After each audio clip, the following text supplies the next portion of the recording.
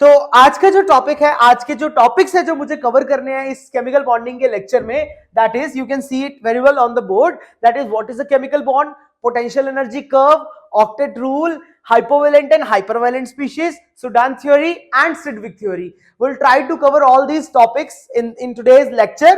और मैं कमेंट्स देखता रहूंगा, जो भी आप लोगों के डाउट्स होंगे आप लोग कमेंट सेक्शन में बता सकते हैं और पूछ सकते हैं, ठीक है। चलिए लेट अस बिगिन। ओके, सो सबसे पहला टॉपिक जो हमने यहां पर देखना है, that what is a chemical bond. देखो बच्चों, जब भी कभी हम केमिकल बॉन्ड की बात करते हैं तो मान के चलो कि इस तरीके से मैंने कहा कि ए बॉन्डेड विद बी। सबसे पहली बात याद रखेंगे, बॉन्ड इज नॉट अ डंडा, ठीक है।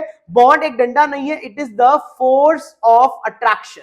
याद रखना, it is just the force of attraction between two entities. मैं लिख देता हूं यहां पे, force of attraction between two entities. दो एंटिटीज के बीच में जो भी हमारा फोर्स ऑफ अट्रैक्शन होता है उसी को हम लोग केमिकल बॉन्ड कहते हैं। देखो मैंने यहां पर जो वर्ड यूज किया है दैट इज एंटिटीज, माने ये जो बॉन्ड है ये दो एटम्स के बीच भी हो सकता है, दो मॉलिक्यूल्स के बीच भी हो सकता है और दो आयंस के बीच भी हो सकता है, तो इसीलिए मैंने वर्ड यूज किया दो एंटिटीज। देखो जब भी हम बॉन्ड बढ़ते हैं ना, सबसे पहले मेरे पास तीन सवाल आते हैं, दैट इज व्हाट यानी कि केमिकल बॉन्ड होता क्या है, व्हाई यानी कि केमिकल बॉन्ड बनता क्यों है, एंड हाउ यानी कि केमिकल बॉन्ड बनता कैसे। अगर मेरे को ये तीनों सवाल समझ में आ जाएंगे तो हम बहुत सारी बातें तो हमें समझ में आ ही गई, ठीक बात। तो सबसे पहले व्हाट का आंसर तो मुझे क्लियर हो गया कि what is a chemical bond. Chemical bond is just the force of attraction. Now the next question comes why.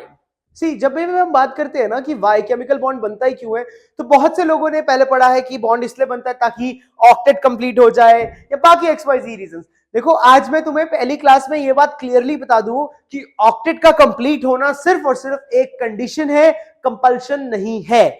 मतलब अगर ऑक्टेट कंप्लीट हो रहा है बहुत अच्छी बात है, बट हमारे केमिस्ट्री में बहुत सारे ऐसे कंपाउंड एग्जिस्ट करते हैं जहां पर ऑक्टेट कंप्लीट नहीं है और वह रूम टेम्परेचर पर स्टेबल होते हैं। सो ऑक्टेट कंप्लीट इसका रीजन नहीं है। सो इसका सिंपल सा रीजन क्या है, टू गेन स्टेबिलिटी। सिर्फ और सिर्फ बॉन्ड बनाने का एक ही कारण होता है ताकि वो क्या गेन कर ले, स्टेबिलिटी गेन कर ले। नाउ नेक्स्ट क्वेश्चन इज कि हाउ, अब ये स्टेबिलिटी गेन कैसे होगी, that is the most important thing. Now we will understand कि stability gain किस तरीके से होगी, that is the question that we are going to answer in this question, ठीक है, in this topic। अब देखो बॉन्ड हमें समझ में आ गया, एक बात और याद रखेंगे, अगर मैं आपसे सिंपल सा एक सवाल पूछता हूं कि एक एटम और दूसरे या एक एंटिटी एटम की बात कर लेते हैं बी के अंदर, कितने maximum number of bond possible है, क्या आंसर आएगा, एक, दो, तीन। ट्रिपल बॉन्ड तो आपने देखा है, पांच बॉन्ड पॉसिबल होते हैं दो एटम्स के बीच में। इसका मैं आपको एक एग्जांपल भी लिख देता हूं।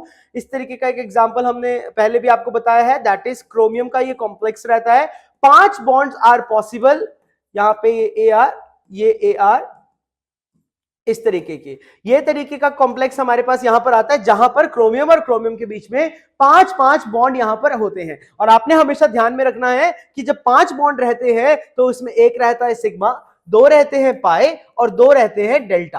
अब ये क्या है डेल्टा बॉन्ड, क्या है सिग्मा बॉन्ड, क्या है पाई बॉन्ड, ये सारे के सारे बॉन्ड्स का आपको मैं एकदम मस्त एकदम परिचय करवाने वाला हूं, बहुत मजा आएगा आप लोगों को। चलिए आगे शुरू करते हैं। तो इस बात का बस ध्यान रखना कि ये 5 बॉन्ड बना लेता है। Okay, this is very very important point. तो आ जाते हैं वापस, हम अपने सवाल पे आ जाते हैं कि हाउ। अभी तो हमने ये बोला ना कि बॉन्ड बनता क्यों है, बॉन्ड बनता है स्टेबिलिटी को गेन करने के लिए। आपने ध्यान रखना है कि स्टेबिलिटी गेन कैसे होती है, bye lowering of potential energy. This is the most important point कि पोटेंशियल एनर्जी घटती है, इस वजह से स्टेबिलिटी बढ़ती है। चलिए आइए देखते हैं कि पोटेंशियल एनर्जी का यहां पे रोल ही क्या है, लेट अस अंडरस्टैंड। तो उसके लिए हम यहां पर एक टॉपिक समझेंगे छोटू सा, potential energy curve for the bond formation. आइए लेट अस अंडरस्टैंड। देखो बच्चों, हमेशा याद रखना कि जब भी कभी दो चीजें पास आ रही है, यानी कि जब भी हम अट्रैक्शन की बात कर रहे होते हैं तो अट्रैक्शन के दौरान पोटेंशियल एनर्जी हमेशा नेगेटिव होती है। मैं ये बात लिख देता हूं कि during attraction, whenever I am talking about the attraction, during the course of attraction potential energy की जो वैल्यू हो जाएगी that is negative, और during repulsion यही potential energy जो हो जाएगा that will be positive। Very important point है ना। अब मान के चलो कि दो स्पीशीज को एक दूसरे के पास आना है, लेट्स सपोज ए और बी पहले एक दूसरे से इनफाइनाइट डिस्टेंस की दूरी पर थे, तो इनके बीच में बहुत गैप था। अब देखो अगर बॉन्ड बनना है ना, देखो मैंने पहले बार में बताया कि bond is just the force of attraction, तो एटम्स यदि इनफाइनाइट पे भी है ना तो उनके बीच में कुछ अट्रैक्शन होना चाहिए तभी वो एक दूसरे के पास आएंगे। ओके, सो इनके बीच में कुछ अट्रैक्शन हुआ तो इसकी वजह से ये एक दूसरे के पास आने लगे। और आप लोगों ने पढ़ा है, फिजिक्स में भी आप पढ़े हैं और ये जनरल साइंस में भी आप पढ़ते हैं कि जो भी कोई फोर्स होता है या जो भी कोई एनर्जी होती है, फोर्स नहीं energy I mean to say, it is always inversely proportional to the distance between them, है ना। यानी कि ए और बी जितना ज्यादा पास आते रहेंगे उसके बीच में उतनी एनर्जी बढ़ती रहेगी। लेकिन अब एनर्जी बढ़ेगी कौन सी साइड में? नेगेटिव साइड में। व्हाई? बिकॉज इनके बीच में अट्रैक्शन हो रही है। तो चलिए इसी बात को हम एक ग्राफ से समझने की कोशिश करते हैं जिससे कि हमें और अच्छी अंडरस्टैंडिंग यहां पर हो पाएगी इस चीज की। Let us try to understand this with the help of a graph. यहां पर मैंने इस तरीके से ग्राफ बना लिया। चलिए फटाफट से इस ग्राफ को हम लोग लेबल कर लेते हैं। ये जो मैंने यहां पर वाई एक्सिस बनाया, this is my potential energy. यहां पर पोटेंशियल एनर्जी की वैल्यू पॉजिटिव है, यहां पर पोटेंशियल एनर्जी की वैल्यू नेगेटिव है, याद रखेंगे। ये जो मैंने एक्स एक्सिस पे बनाया है, this my ex axis is my inter nuclear axis, inter nuclear axis, I am sorry,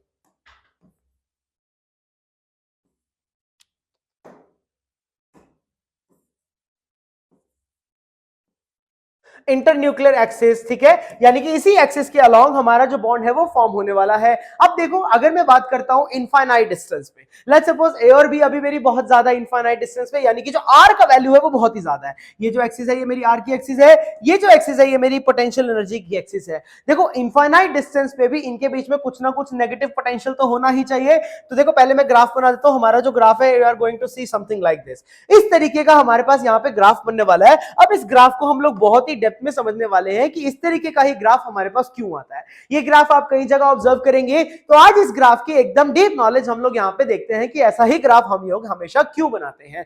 देखो यहां पे जब मैं इस पॉइंट पे खड़ा हूं तो इस पॉइंट का मतलब है कि नेगेटिव साइड में मेरे पास पोटेंशियल एनर्जी है। यानी कि जैसे जैसे मेरे दो एटम्स ए और बी एक दूसरे के क्लोज आए, यानी कि उनके बीच का डिस्टेंस कम हुआ, तो उनके बीच में एनर्जी बढ़ी। लेकिन कौन सी एक्सिस, कौन सी डायरेक्शन में? नेगेटिव डायरेक्शन में, क्योंकि इनके बीच में जो फोर्स था वो एक अट्रैक्टिव फोर्स था। This is the most important point. अब यहां पे नेगेटिव साइड में अगर मेरी पोटेंशियल एनर्जी जाएगी तो मेरा ग्राफ ऐसा नीचे को चलता चला जाएगा। ये बहुत ही मामूली सी बात है, क्योंकि देखो आपने पहले भी कई बार पढ़ा है कि लेट्स सपोज अगर मुझे कभी भी ग्राफ प्लॉट करना है समथिंग लाइक दिस, देखते जाना, अगर मुझे कभी भी ग्राफ प्लॉट करना है इनवर्स रिलेशन का, यानी कि y is inversely proportional to x, तो उसका ग्राफ हमेशा हाइपरबोलिक आता है। एक लेक्चर हम लेंगे जहां पर हम आपको सब तरीके के ग्राफ्स के बारे में सिखाएंगे कि अलग अलग डिग्री का ग्राफ किस तरीके से आता है। जैसे इस केस में अगर मैं बात करता हूं तो y is directly proportional to x की पावर -1 हो जाएगा। तो ये जो ऊपर पावर लगी रहती है x की, इसको हम लोग बोलते हैं डिग्री।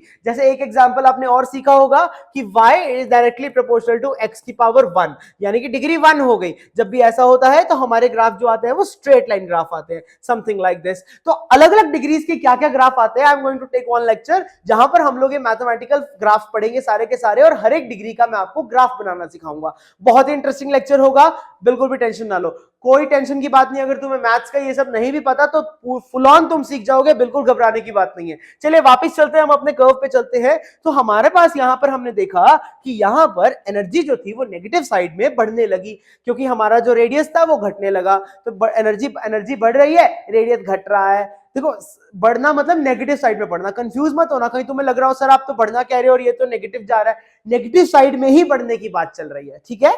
अब देखो यहां पर एक बहुत ही अचानक से एक बहुत ही अच्छी बात हुई। मतलब क्या मैं कह सकता हूं भाई इस डिस्टेंस के दौरान, यानी कि यहां से लेकर के यहां तक, क्या मैं कह सकता हूं मेरे जो अट्रैक्टिव फोर्स है that is greater than repulsive forces, यानी कि अट्रैक्शन उनके बीच में बढ़ती जा रही है, बढ़ती जा रही है, बढ़ती जा रही है, ठीक है भाई। अब यहां पे एक पॉइंट ऐसा आ गया, जब मैं इस पॉइंट तक पहुंच गया, देखो अगर मैं सिर्फ मैथमेटिकल रिलेशन की बात करता हूं, सिर्फ मैं अपनी मैथ्स की नॉलेज का इस्तेमाल करूं, तो मुझे साफ दिखाई दे रहा है कि हमारा जो ग्राफ है वो बिल्कुल ऐसे नीचे ही चले जाना चाहिए था। यानी कि ग्राफ कुछ इस तरीके का दिखाई देना चाहिए था। मतलब हम जो एक्सपेक्ट कर रहे थे, graph something should look like this, यानी कि अगर इस पे पोटेंशियल एनर्जी है और इस पे अगर रेडियस है तो graph should be something like this. Graph हमारा ऐसा आना चाहिए था, इनके बीच में इस तरीके का हाइपरबोलिक रिलेशन होना चाहिए था।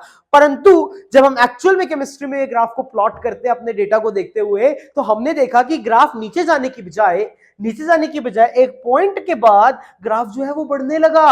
अब यही बहुत इंपॉर्टेंट पॉइंट है जो कि आपको समझना जरूरी है, and this is the point. देखो यहां पे जब थे तो ए और बी के बीच में कुछ अच्छा खासा डिस्टेंस था, समझ में आया। यहां पर जब हम पास आए तो ए और बी थोड़ा थोड़ा और पास आ गए। अब जब हम यहां पर आ चुके हैं तो ए और बी ने जितना पास आना था बच्चों वो उतना पास आ चुके हैं। यदि इसके बाद भी तुम देखो, अब रेडियस तो 0 0 0 होता, मतलब रेडियस को अगर हम कम कम कम करते जाएंगे तो ऐसा तो नहीं है ना कि हमें एक एटम को दूसरे एटम के अंदर घुसाना है, ऐसा नहीं है।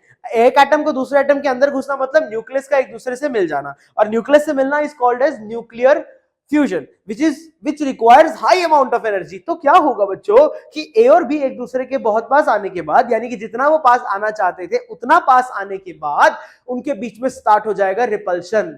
ऐसा ही तो होता है भाई, लोग जो पास आते हैं एक बार पास आने के बाद यदि वो बहुत पास आने की कोशिश करते हैं तो उनके बीच में होता है रिपल्शन। तो सिमिलर टाइप से यहां पर हुआ कि ए और बी के बीच में स्टार्ट होने लगा यहां रिपल्शन, और उस रिपल्शन की वजह से इस सिस्टम की, इस पूरे सिस्टम की जो ए और बी का बॉन्डिंग वाला सिस्टम है, इनके बीच में स्टार्ट होने लगी रिपल्शन और इनकी पोटेंशियल एनर्जी होने लगी पॉजिटिव। तो यानी कि यदि मैं देखो ये वाला जो पार्ट है ना, यहां से लेके यहां तक, ये सारा का सारा मेरा हाइपोथेटिकल है। ये मैं सिर्फ सोच रहा हूं कि यदि और पास मैं इनको लेके जाऊंगा, यदि और पास मैं इनको घसीटूंगा तो ए और बी के वजह सिस्टम की जो पोटेंशियल एनर्जी है वो बढ़ने लगेगी, और बढ़ते बढ़ते बढ़ते बढ़ते वह इतनी चली जाएगी कि अगर मान के चलो डिस्टेंस इनके बीच का मैं 0 कर दूंगा ना तो बच्चों पोटेंशियल एनर्जी इनफाइनाइट हो जाएगी। तभी हम लोग यहाँ पे ऐसा ग्राफ ऑब्जर्व करते हैं जो कि एक्सिस के पैरेलल हो चुका है, यानी कि potential energy becomes infinite when the distance becomes 0। very important point। देखो ये दोनों जगह आपको समझना जरूरी है कि ग्राफ यहां पर पैरेलल क्यों हुआ। तो यहां पर ग्राफ पैरेलल होने का एक ही कारण होता है कि here radius becomes 0 and potential energy becomes infinite, कि पोटेंशियल एनर्जी हमारी इनफाइनाइट हो जाती है। और इधर आके बात करते हैं तो अगर मान के चलो रेडियस को मैं इनफाइनाइट कर दूंगा तो पोटेंशियल एनर्जी कितनी हो जाएगी, 0 हो जाएगी। अब देखो रेडियस इनफाइनाइट मतलब मॉलिक्यूल्स बहुत दूर दूर है, यहाँ दो एटम्स बहुत दूर दूर है, अब बहुत ही ज्यादा दूर दूर है, इनफाइनाइट डिस्टेंस पे है, तो क्या उनके बीच में इंटरेक्शन होगा, क्या नहीं होगा। और अगर इंटरेक्शन ही नहीं होगा तो नेचुरल सी बात है कि भैया पोटेंशियल एनर्जी तो 0 होगी। This is very important point which you have to remember. देखो यहां पे भी मैं लिख देता हूं कि अगर मेरे पास अट्रैक्शन है तो पोटेंशियल एनर्जी इज नेगेटिव, अगर मेरे पास में रिपल्शन है तो पोटेंशियल एनर्जी इज पॉजिटिव, अगर मेरे पास में नो इंटरेक्शन है यानी कि ये दोनों एक दूसरे से इंटरैक्ट ही नहीं करना चाहते हैं तो नो इंटरेक्शन के दौरान पोटेंशियल एनर्जी इज 0, यानी कि पोटेंशियल एनर्जी होगी ही नहीं। तो इस वजह से हमारा जो ग्राफ है वो एक्सिस के क्या हो गया, पैरेलल हो गया। ठीक है, it will never touch it, it will only touch at infinity. ठीक है, अगर क्योंकि टच कर जाएगा तो इनके बीच में तो इंटरेक्शन 0 हो जाएगा ना, which is practically not possible. Okay, यानी कि ये जो मेरा डिप आया, इस डिप में क्या मैं ये कह सकता हूं कि मेरे पास जितना बॉन्ड बनना था, जितनी स्टेबिलिटी अटेन होनी थी वो हो चुकी है। समझ में आई आपको बात। तो इसके बाद हमारे पास अब ये मेरे पास एक स्टेबल सिस्टम बन चुका है यहां पे। ठीक है, अब देखो ये जो, अब इससे क्या पता चला, इस पूरे प्रोसेस से दिमाग लगाओ, मुझे क्या कंक्लूजन मिला कि जब जब बॉन्ड बन रहा है यानी कि ए और बी जब एक दूसरे के करीब आ रहे हैं तो उनके करीब आने में मेरे जो सिस्टम की पोटेंशियल एनर्जी है वो घट रही है।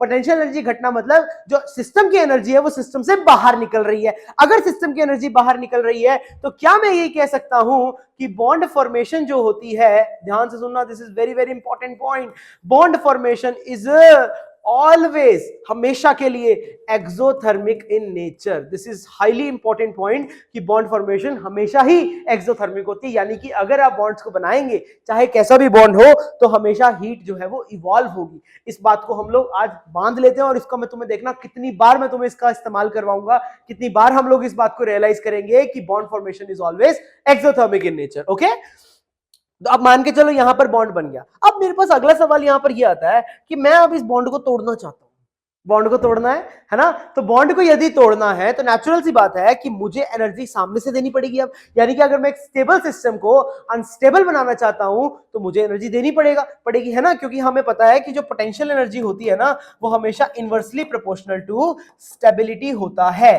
Very important point, inversely proportional to stability होती है हमारी पोटेंशियल एनर्जी। ओके, सो अब यहाँ पे potential energy inversely proportional to stability. अगर मान के चलो इस स्टेबल सिस्टम को मुझे ब्रेक करना है तो मुझे बाहर से पोटेंशियल एनर्जी देनी पड़ेगी। कितनी देनी पड़ेगी? इतनी देनी पड़ेगी कि हमारे सिस्टम का पोटेंशियल एनर्जी जो है वो कितना हो जाए, एटलीस्ट 0 हो जाए। क्योंकि अभी अभी मैंने सिखाया कि अगर पोटेंशियल एनर्जी जीरो हो चुका है तो यानी ए और बी के बीच में इंटरेक्शन नहीं बचा है। तो दिस इज द मिनिमम, यानी कि क्या मैं कह सकता हूं मुझे यहां से लेकर के यहां तक एटलीस्ट मिनिमम इतनी एनर्जी देनी पड़ेगी, और इसी एनर्जी को हम लोग कहते हैं BDE.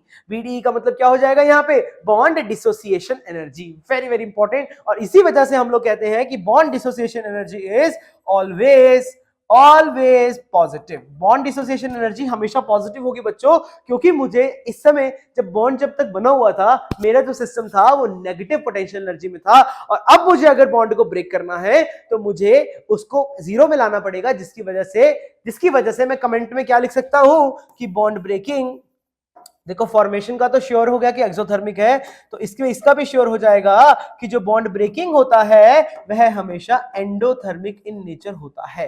Very very important point. Okay, आपने इन दोनों पॉइंट्स को बिल्कुल नहीं भूलना है, क्योंकि इसी के बाद हमारे पास बहुत सारी कहानी निकलेगी। ओके, चलिए आगे बढ़ते हैं। तो देखो भाई, अभी तक हमने क्या सीखा, सबसे पहले मैंने ये सीखा कि बॉन्ड होता क्या है। Bond is just the force of attraction between two entities, दो एंटिटीज के बीच में। वट तो पता चल गया, what is a bond. Bond is not a डंडा, डंडा नहीं है ए और बी के बीच में, जस्ट फोर्स ऑफ अट्रैक्शन है। उसके बाद अगला वाई, क्यों बनाते हैं बॉन्ड, तो इसका आंसर ये नहीं होता है कि ऑक्टेट कंप्लीट करने के लिए, इसका रियल आंसर होता है टू गेन द स्टेबिलिटी। अब स्टेबिलिटी कैसे गेन करेंगे, by lowering of potential energy, क्योंकि उधर भी हमने लिखा कि potential energy is inversely proportional to stability. अगर स्टेबिलिटी बढ़ानी है तो पोटेंशियल एनर्जी घट जाएगी। ठीक है भाई। अब यहाँ पे मैंने फिर इसके बाद ये पूछा कि बॉन्ड्स कितने पॉसिबल हो सकते हैं, ये तो ऐसे बस जनरल सा क्वेश्चन मैंने बताया आपको, इसके बारे में डिटेल में हम बात करेंगे। दो स्पीशीज के अंदर 5 बॉन्ड पॉसिबल हो सकते हैं, जिसमें एक सिग्मा, 2 पाई और 2 डेल्टा होंगे। सिग्मा पाई डेल्टा क्या है, होल्ड, सब बताऊंगा मैं आपको, चिंता करने की बिल्कुल भी बात नहीं है। चलिए आगे बढ़ते हैं। तो आई होप ये बात आपको समझ में आ गई होगी कि बॉन्ड फॉर्मेशन यानी कि कंक्लूजन आपको क्लियर हो गया। और हाँ, ये वाला ग्राफ मेरा तब ऑब्जर्व होता इफ अगर हम सिर्फ और सिर्फ मैथमेटिकली सोचते, बट हमें सिर्फ मैथमेटिकली नहीं सोचना, हमें ये भी बात को कंसीडर करना है कि ए और बी के बीच में क्या शुरू हो जाएगी, रिपल्शन शुरू हो जाएगी। क्यों, क्योंकि वो एक दूसरे के जब पास आएंगे तो एक दूसरे का न्यूक्लियस उनको क्या करने लगेगा, रिपेल करने लगेगा। This is very important point. ठीक है, this is only theoretical graph, ये मेरा थ्योरेटिकल ग्राफ है, प्रैक्टिकली ये पॉसिबल नहीं हो सकता है। Always remember this. ठीक है भाई, तो ये वाला ग्राफ पॉइंट में गलत हो गया। और बाकी रही बात यहाँ पे ग्राफ्स की इंफॉर्मेशन, मैं आपको सारे ग्राफ पढ़ाऊंगा, चिंता मत कीजिए। या मतलब मैं या कोई भी टीचर जो भी आपके साथ ग्राफ्स लेगा, आपको डिग्री -1 का, डिग्री 1 का, डिग्री 2, डिग्री 3, डिग्री 4, सारे के सारे ग्राफ्स हम लोग मस्त करेंगे एकदम। ठीक है ना, ताकि अगर आप कोई भी इक्वेशन देखते हैं तो उस इक्वेशन को देखते ही आपको कभी भी कंफ्यूज ना होना पड़े कि ग्राफ कैसा बनेगा। और मैं आपसे वादा करता हूं कि अगर आपने एक बार वो लेक्चर लगा लिया ग्राफ वाला, तो फिर आपको कोई ग्राफ याद करने की जरूरत नहीं है, चाहे वो काइनेटिक्स का हो, चाहे वो इलेक्ट्रो का हो, आपके सारे के सारे ग्राफ्स चुटकियों में बन जाएंगे। ठीक है जी, चलिए जी आगे चलते हैं अब हम, है ना। सो आगे बढ़ते हैं। सो अगला टॉपिक, अच्छा अगले टॉपिक से पहले एक चीज और जो मैं यहाँ पे आपको बताना चाहता हूँ, एक छोटू सा क्वेश्चन पूछ लूं मैं आपसे, है ना। चलो मुझे बताओ, अगर मान के चलो कि अगर मैं एक रिएक्शन करवाता हूँ, क्वेश्चन मेरे पास ये था कि N2 को अगर मैं Cl2 के साथ ट्रीट करवाता हूँ तो मेरे पास यहाँ पे NCl3 बन जाता है, राइट, है ना। यानी कि ये जो प्रोसेस है, ये तो बॉन्ड ही तो बन रहे हैं, N और Cl के बीच में बॉन्ड ही तो बन रहे हैं। तो मेरा आप लोगों से सवाल इतना सा है, सिर्फ जब मैं इस रिएक्शन को ऑब्जर्व करता हूं, जस्ट वन सेकेंड, ओके, जब मैं इस रिएक्शन को ऑब्जर्व करता हूं तो इस रिएक्शन के लिए मेरे पास जो डेल्टा H का जो वैल्यू होता है दैट इज पॉजिटिव। पॉजिटिव मतलब ये जो प्रोसेस मेरा आता है, यह मेरा प्रोसेस एंडोथर्मिक आता है। और अभी अभी हम पढ़ के आए हैं, इतनी लंबी चौड़ी मैंने कहानी आपको सुनाई कि हमारे पास जितनी भी दुनिया की बॉन्ड फॉर्मेशन होती है वो सारी के सारी एक्सोथर्मिक होती है। तो फिर ये वाली चीज एंडोथर्मिक क्यों, काहे भाई, क्यों ये एंडोथर्मिक हो जाएगा, ऐसा इसके पीछे क्या कहानी है। देखो बच्चों, जब भी हम लोग डेल्टा एच बताते हैं ना, हम लोग जो डेल्टा एच बताते हैं वो ओवरऑल रिएक्शन की बताते हैं, ऑलवेज रिमेंबर दिस, है ना। अब मैं ओवरऑल रिएक्शन की अगर मैं बात करता हूं तो ये वाला एंडोथर्मिक आता है, लेकिन आप ये बात नहीं भूलेंगे कि देखो ये प्रोसेस एकदम से नहीं हो जा रहा है, इसमें मल्टीपल स्टेप्स है। देखो जब नाइट्रोजन को अगर इसमें बनाना है तो पहले नाइट्रोजन का जो ट्रिपल बॉन्ड है मेरे को वो ब्रेक करना पड़ेगा, यानी कि मुझे 2n को अलग अलग करना पड़ेगा। जब ये 2n अलग अलग होगा तो इसका डेल्टा एच क्या रहेगा, पॉजिटिव रहेगा, है ना। और अगर मुझे Cl2 का भी ब्रेक करना है तो इसको भी ब्रेक करके 2Cl में कन्वर्ट करना पड़ेगा, ये भी डेल्टा एच मेरा पॉजिटिव रहेगा। लास्ट में मैं मानता हूं कि चलिए n के साथ में Cl मिलके ये n और Cl का बॉन्ड बना लेते हैं और ये मेरा डेल्टा एच जो रहेगा वो नेगेटिव रहेगा।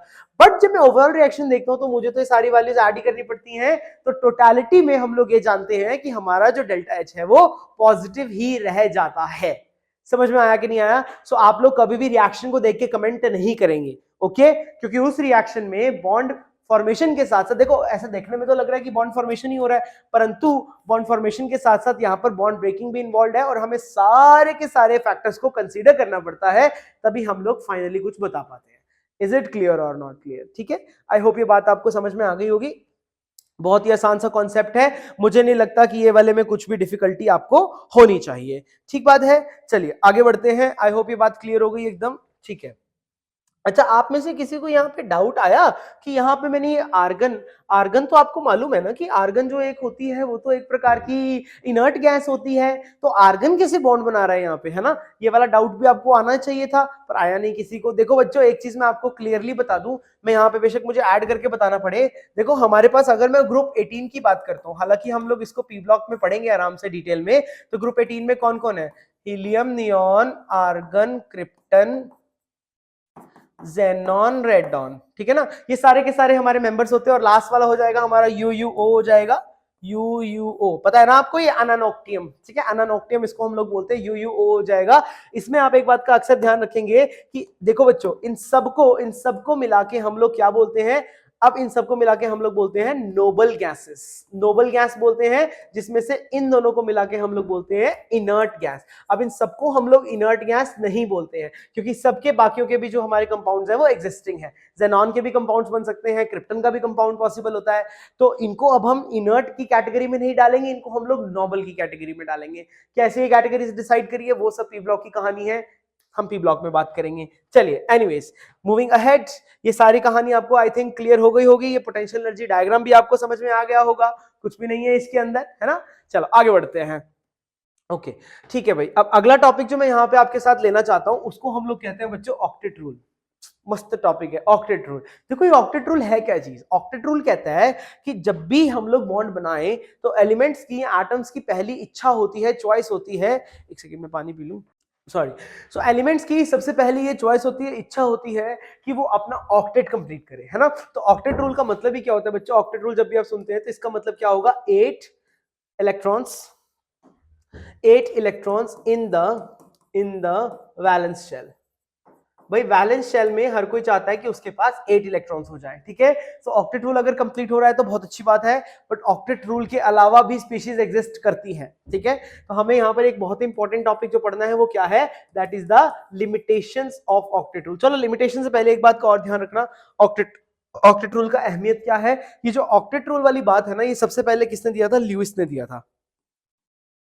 तो इसी के साथ साथ हम लोग पढ़ते हैं लुईस डॉट स्ट्रक्चर, और लुईस डॉट स्ट्रक्चर का बहुत ही बड़ा एडवांटेज होता है एक टॉपिक में जिसको हम लोग कहते हैं फॉर्मल चार्ज। मैं आपको ये पढ़ाऊंगा। देखो फॉर्मल चार्ज एक ऐसा टॉपिक है जो कि मोस्ट इग्नोर्ड टॉपिक है, बट अगर क्वेश्चन यहां से आ जाता है तो फिर फंस जाते हैं, है ना?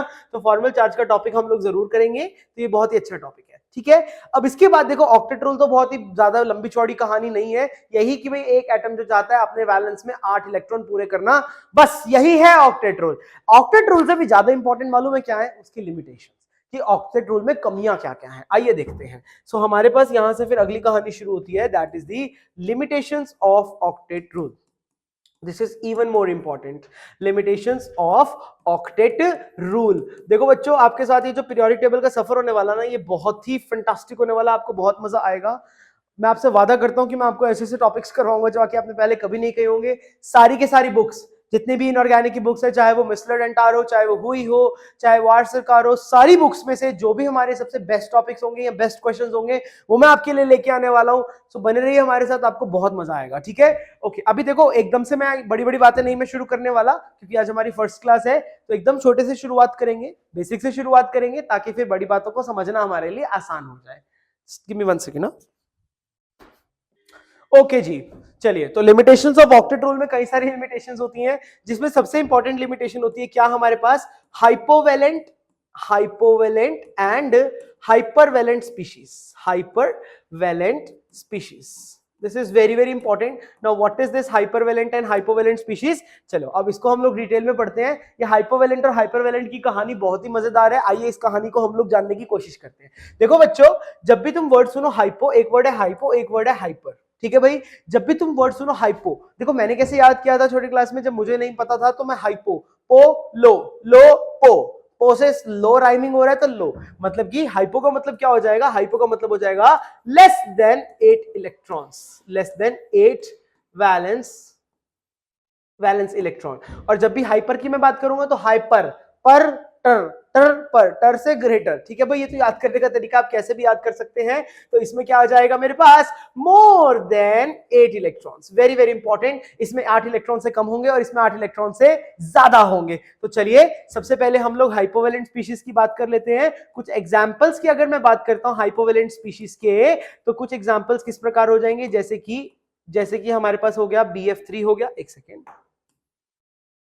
एग्जाम्पल्स में हमने देखा BF3 हमारे पास हो जाएगा, AlCl3 हो जाएगा। एक बात याद रखना है कि दुनिया की जितनी भी हाइपोवेलेंट स्पीशीज है, they all behave as Lewis acids. ये सारी के सारी लुईस एसिड्स की तरह बिहेव करती है। This is the very very important point.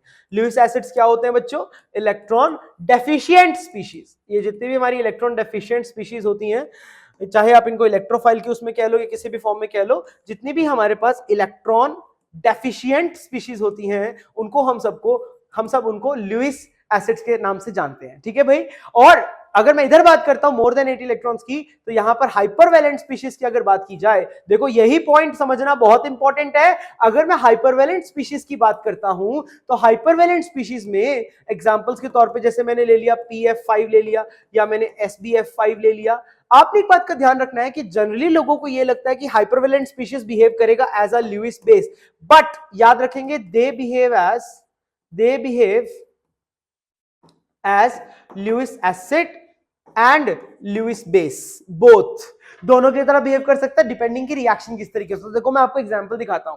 मान के चलो कि मैंने PF5 को सबसे पहले ट्रीट करवा दिया, KF के साथ ट्रीट करवा दिया, समझ आया। अब KF में K के ऊपर है पॉजिटिव चार्ज, F के ऊपर है नेगेटिव चार्ज, तो यहां पर क्या होगा कि ये जो F नेगेटिव है वो जाके मस्तिष्क पे अटैक कर देगा। जैसे ही इस पे अटैक करेगा, my species will become PF6 minus. Very very important, बहुत ही फैंटास्टिक स्पीशीज ये बन गई है ना। तो यानी कि इस बार इसने क्या किया, इसमें किसकी तरह बिहेव कर रहा है, it is behaving like a Lewis acid, और ये बन जाएगा लुईस बेस। यानी कि इसने फ्लोराइड आयन, यानी कि एक नेगेटिवली चार्ज स्पीशीज को अपने ऊपर एक्सेप्ट किया, so it is behaving as a Lewis acid. परंतु अगर मैं बात करता हूं इस रिएक्शन की, यानी कि मैंने लिया PF5 लिया और उसको मैंने ट्रीट करवा दिया SBF5 के साथ, तो हमारा जो प्रोडक्ट होगा that is going to look like this, यानी कि SBF6 negative plus PF4 positive. अब इस रिएक्शन में ध्यान से ऑब्जर्व कीजिए तो मुझे साफ साफ दिखाई दे रहा है कि यहां पर इसने क्या किया, इसने अपना F नेगेटिव इसको दे दिया, यानी कि SBF6 ने एक्सेप्ट कर लिया, so it is behaving as Lewis base and it is behaving as Lewis acid. Very important point आपने ध्यान में रखना है कि लुईस एसिड और लुईस बेस दोनों की तरह बिहेव कर सकता है कौन, मेरा हाइपरवैलेंट स्पीशीज। देखो एक चीज मुझे इससे आपको बतानी जरूर है, ध्यान रखना। देखो बच्चों, हमारे पास ना केमिस्ट्री में एक आप इस तरीके से टेबल बना सकते हैं, नाम अलग है, काम सारा का सारा एक ही है, ठीक है। इधर मैं लिख रहा हूं इलेक्ट्रॉन रिच स्पीशीज, ये सारी के सारी इलेक्ट्रॉन रिच स्पीशीज की कैटेगरी में आती हैं, ठीक है। और इधर मैं लिखने वाला हूं इलेक्ट्रॉन डेफिशिएंट स्पीशीज। तो सारी के सारी आपने ध्यान में रखना है कि किस तरीके से इनको हम लोग नामकरण करते हैं। मान के चलो कि सबसे पहले अगर मैं इलेक्ट्रॉन रिच स्पीशीज में लिखता हूं न्यूक्लियोफाइल, तो न्यूक्लियोफाइल जब रिच वाले को बोलते हैं तो उसी के सामने इसका नाम क्या हो जाता है, इलेक्ट्रोफाइल। पता है आपको, ये न्यूक्लियोफाइल इलेक्ट्रोफाइल आप सब लोग जीओसी में पढ़ते हो। सिमिलरली अगर मैं मान के चलो यहां पर लिखता हूं लुईस बेस, रिच है तो लुईस बेस, तो वही इसका नाम हो जाएगा लुईस एसिड। वेरी इंपॉर्टेंट, समझ आ रहा है। सिमिलरली अगर मान के चलो कि यहां पर मैं इसका नाम लिखता हूं बच्चों होमो, यानी कि हाईएस्ट ऑक्यूपाइड मॉलिक्यूलर ऑर्बिटल, इसके बारे में डिटेल में चर्चा करूंगा, तो यही पर इसका नाम हो जाएगा लूमो, यानी कि lowest unoccupied molecular orbital. Similarly बच्चों अगर मैं यहां पर नाम लिखता हूं रिड्यूसिंग एजेंट, देखते जाना, अगर मैंने नाम लिखा यहां पे रिड्यूसिंग एजेंट, तो नेचुरली यहां पर क्या हो जाएगा, वो ऑक्सीडाइजिंग एजेंट, ठीक है।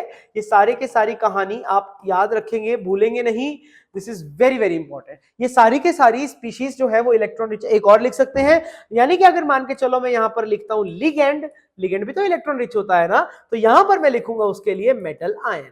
So this is very very important point, कुछ भी इसमें देखो डिफिकल्टी नहीं है, बात एक ही है, बात एक ही। अगर मान के चलो देखो ये OH नेगेटिव की मैं बात करता हूं, तो OH नेगेटिव क्या हो सकता है? न्यूक्लियोफाइल भी हो सकता है, लुईस बेस भी हो सकता है, लिगेंड भी हो सकता है, वह सब कुछ हो सकता है, डिपेंड करता है कि वो अटैक किस पे कर रहा है। अगर OH नेगेटिव मान के चलो एक इलेक्ट्रोफाइल पे अटैक करे तो OH negative is a nucleophile, अगर OH नेगेटिव एसिड पे अटैक करे तो OH negative is a base. तो इस तरीके से उसका सिर्फ नाम बदल रहे हैं हम, काम तो उसका एक ही है भाई, काम तो वही कर रहा है ना वो, यानी कि वो इलेक्ट्रॉन डेंसिटी दे रहा है। तो ये बहुत ही छोटी सी चीज है जो कि आई थिंक एक जनरल बात है केमिस्ट्री की, सबको मालूम होनी चाहिए। आई थिंक ये ऐसी बहुत सारी बातें हम लोग छोटी छोटी करते चले जाएंगे। ओके, सो आई होप ये बात आपको क्लियर हो गई कि जो हाइपोवेलेंट स्पीशीज होते हैं they are only going to behave as Lewis acids, but the hypervalent species can behave both as Lewis acid as well as Lewis base. This is very very important point.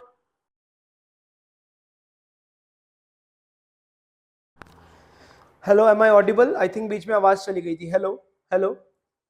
I think I am audible now. Okay, so I hope ये सारी की सारी कहानी आपको समझ में आ गई होगी कि what is Lewis acid and what is Lewis base. ठीक है, so भूलना मत प्लीज। और उसके बाद जो मैंने आपको ये टेबल बताया है, this is also very important कि आपने किस स्पीशीज का काउंटर स्पीशीज क्या हो जाएगा। ठीक है, so डांस थ्योरी तो बात की बात है। चलो अब देखो यहाँ पर ना मेरे को एक बात आपको और बताने का मन कर रहा है, बहुत ही इंटरेस्टिंग सी बात है। देखो यहाँ पर मैंने एक रिएक्शन लिखा था, इसी के आगे मैं ऐड ऑन कर लेता हूँ। जैसे कि मैंने एक रिएक्शन लिखा था कि अगर बात करता हूँ मैं PF5 की बात करता हूँ, तो उसने फटाफट से एक negative electron sorry F negative को एक्सेप्ट किया था और वह कन्वर्ट हो गया था PF6 नेगेटिव में कन्वर्ट हो गया था। तो मेरा आप लोगों से सिंपल सा क्वेश्चन ये है कि क्या ये फर्दर भी होता रहेगा? मतलब अगर लेट्स सपोज मैं PF6 ले लेता हूं और उसके अंदर मैं एक F नेगेटिव और डाल देता हूं, तो क्या वो PF7 2 नेगेटिव बन जाएगा? या फर्दर अगर मैं इसके अंदर भी एक PF7 2 नेगेटिव ले लेता हूं और उसके अंदर मैं एक F नेगेटिव डाल देता हूं, क्या वो PF8 3 नेगेटिव बन सकता है? बोलो भाई। देखो अगर मैं देखो इसको हम ना एक बार अटोमिक ऑर्बिटल की अवेलेबिलिटी के मद्देनजर से देखते हैं। ठीक है, अब ये बनता कैसे है, इसके पीछे की कहानी सुनो। देखो कहानी बहुत ही मजेदार है, आपको मजा आएगा समझने में।